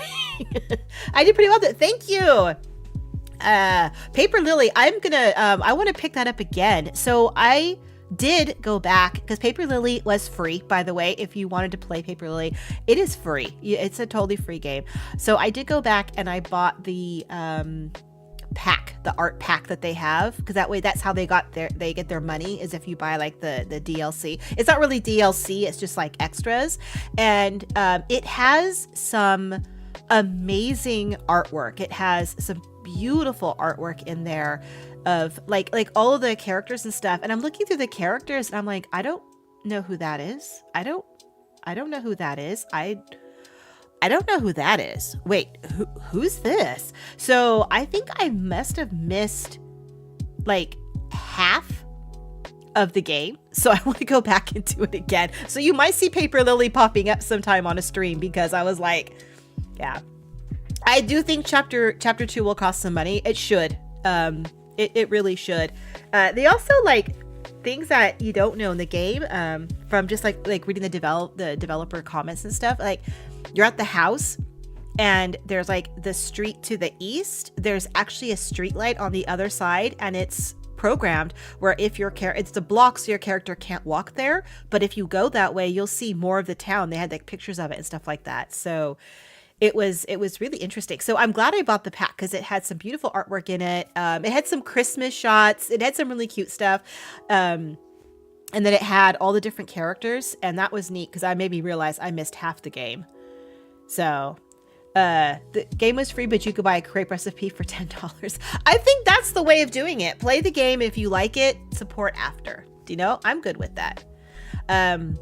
Yes, there were multiple endings and actually, let me see, because I know I missed a lot. I actually have it open. Paper Lily. I got 10 of the 20 achievements. So that is at half. So I must have missed a ton of the endings, because I think every achievement, like every ending was an achievement. So there was a lot, and I knew I'd gotten some stuff that I didn't put in the video. I'd found some stuff, but that didn't make it in because editing issues and nightmarish stuff. So, and like one of them went absolutely nowhere, and I restart my game from an earlier point, and I realized it didn't save it. So I was like, you know what? That whole section's disappearing now. So we got replay value for later. But yeah, it was a good story. Not quite as dark as Project Cat, but still pretty dark. So I was surprised by it. I really liked it. So yeah. What else did we play? The Sheepy, Project Cat, Probability of Birth. What else did I put in there? I don't remember. Anyway, but I'm glad you, Exit 8. Exit 8 was so much fun. That one took me forever to get that one to run through OBS. So that was good. I like that one. It was very surprising how hard it was and like what I was looking at. And then once I figured out the pattern, I was fine. But there was literally one moment in the Exit 8 when I somehow got turned around and I was walking backwards, and it repeats the circuit indefinitely without any errors. It does a clean loop for you. So I was literally for like 45 minutes in real time just going walking and walking and walking and walking and walking and walking. It was so dumb. Oh, it was so dumb. It was so dumb. I should collab with Brie in a couple games. There's a few of them. She's so busy right now. When her time calms down, I'm going to ask her to collab. Actually, the other day I was like, I should call her up and say, you know what? Let's have you play Outer Wilds and DLC, because she forgot so much. Been so long. I'm like, you should start it again. I was like, I'll just sit with you in the corner. Like I'll just be chat and I'll watch you play live. It'll be like a sort of collab, but you play just as any excuse to get her to play it. So. Any excuse, but I have to finish it first, and also get more achievements than her. That was my goal. I want to have more achievements than her, and so far I'm doing it. I have more than she does, and I feel really happy about that. Don't tell her because she will annihilate me. She will wipe me clean and get all the achievements if I tell her. So yeah, but yeah, I gotta send her Brie 2 stuff on Hollow Knight, because Brie 2 is a Hollow Knight fan. Huge Hollow Knight fan. Huge. Already 112%ed it. Did all the pantheons. I mean, like everything. Yeah. So yeah, that's her game. That is her game. So yeah. I kind of want to rub it in. Your little sister's better than you. Brie 2. Yes. She better not be watching. I know what time it is. If you are watching Brie 2, go to bed. Actually, she doesn't have to go to bed. The rule here is you don't have to go to sleep. Nope. There's no sleep time rule in our house. You just have to be quiet with no electronics. So if you want to read, you read. You want to think, you think. You want to journal, you journal. So if she likes Hollow Knight, she might like Frog Song. Okay, I'll mention it to her.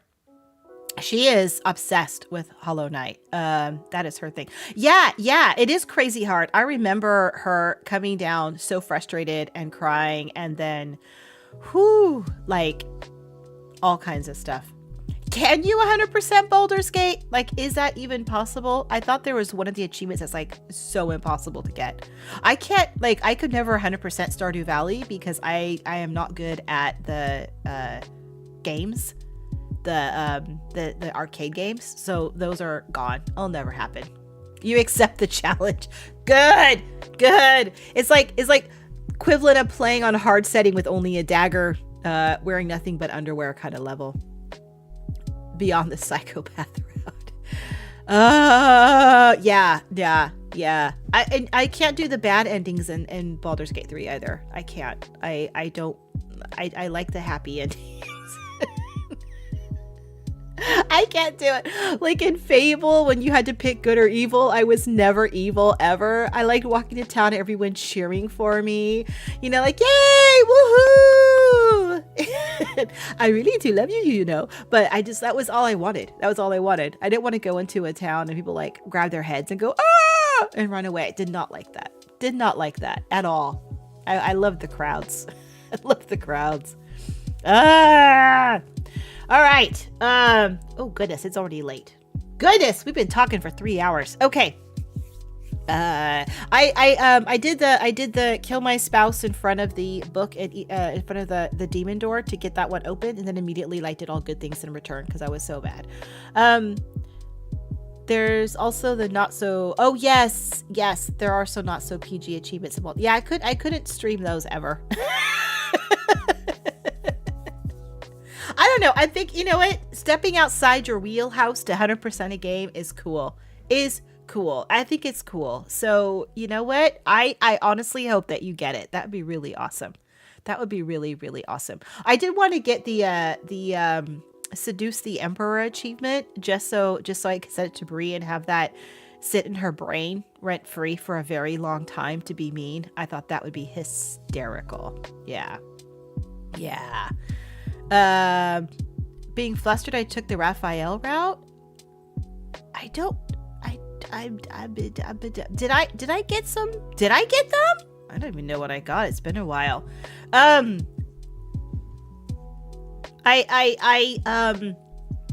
House of Hope. I did rescue Hope, and she was like, "You could do that." I'm like, "Yeah."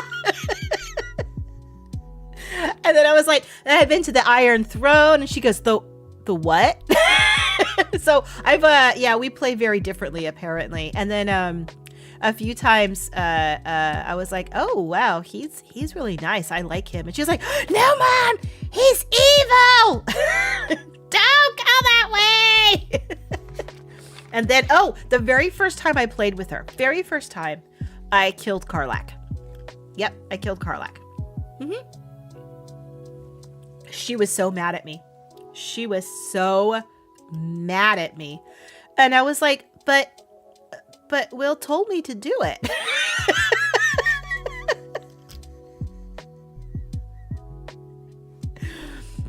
Yeah, I had no, and she's like, but why? I go, because he told me to do it, and he's my friend.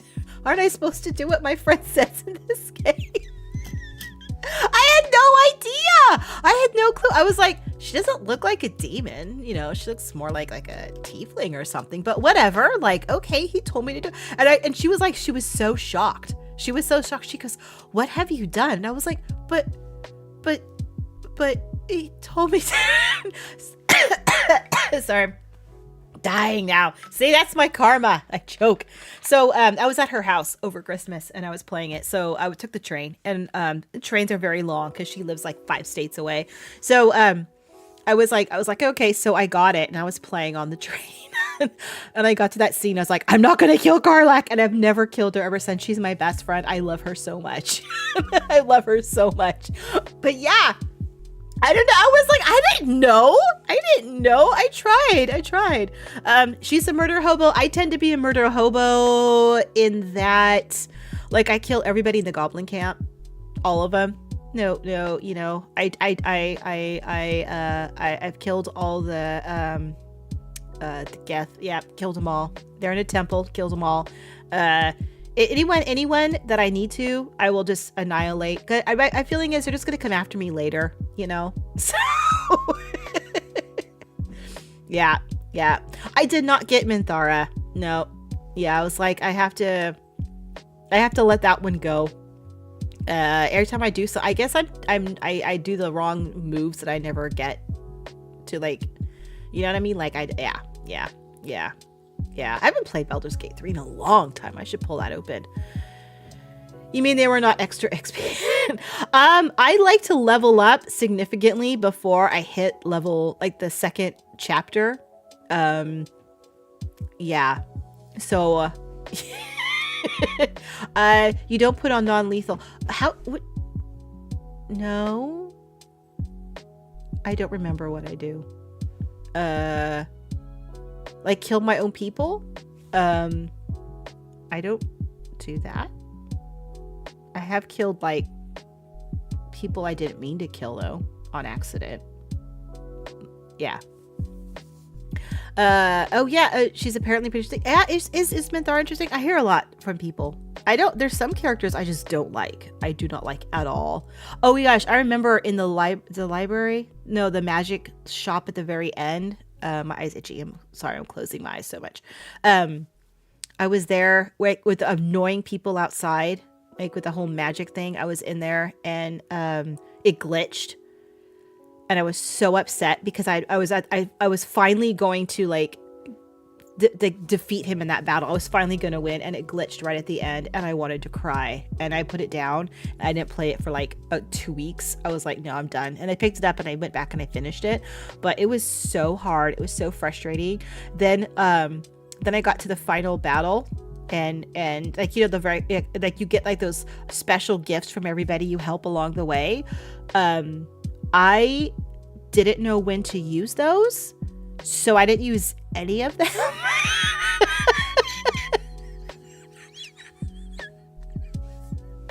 By the time I got to the very final end, it was just like, it was me.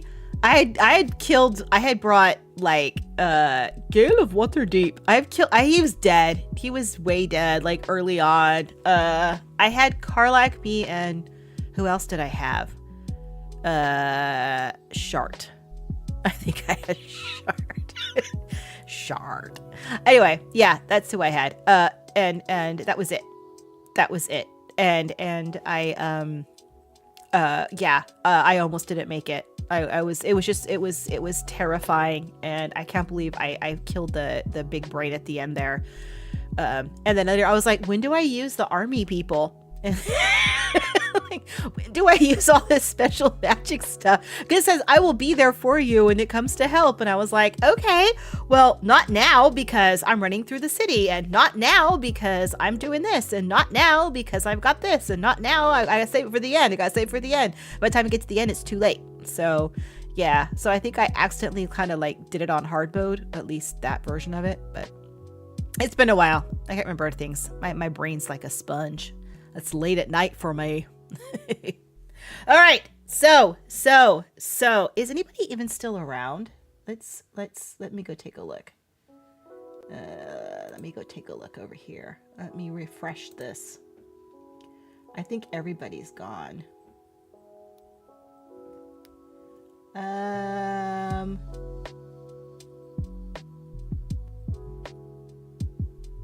Nobody I know is on right now.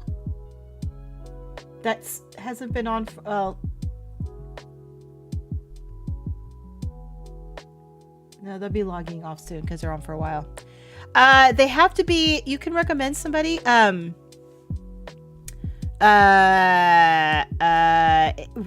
I have to have them, I have to be subscribed to them. So send me yeah, so I can't just like throw in there. So throw me some on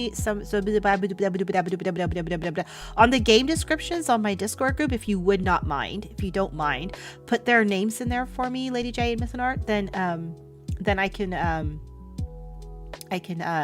actually go link and do it that way.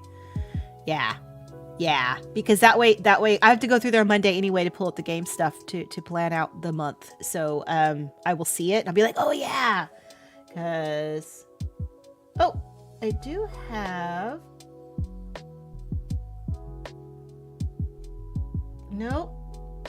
Also, like, YouTube is weird because sometimes it says they're live and they've like logged off, like it's off. So I have to keep like refreshing. It's because I talk so long. I need people who are up late on a Thursday and Friday night. Who's up late? Who's up late? That's who I need. That's who I need. Yeah. So in the game Rex on my Discord, put those in there for me. I'll look them up. Yeah. I love Silent Hill 2. Oh, it's one of my favorite games. It is so emotional. It is. I don't know if it's supposed to be emotional, but for me, it is so emotional. I have a brain like that. Oh man. All right. Yeah. Thank you very much. I do appreciate that, Lady J. Okay, so I guess then I will see y'all on Monday. I'm playing Under Leaves. Under Leaves is a very simple game. It's a hidden object game. So we'll check it out. If it's a short game, then we might do something afterwards, the second game. If not, well, maybe we'll go achievement hunting on it. So it'll be fine. And then again, Outer Wilds on Halloween. And then the day after, we're going to play Potion Craft. So I will see you all on Monday. Thank you very much. And if I don't see you before Halloween, happy Halloween. Happy Halloween. And it will be in Turkey Month. Yeah, you're very welcome. Oh, Guardian Gaming, I hope you feel better.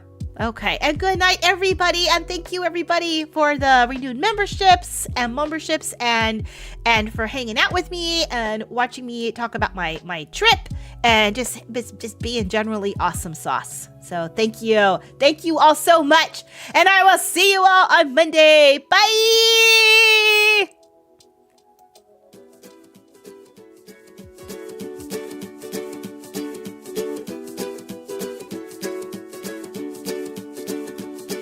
The great yellow sun is reflecting in your deep blue eyes. The day has begun. You spin around, you laugh to yourself. And I see you shine in every color, resting your head in my arms. You sing la la la.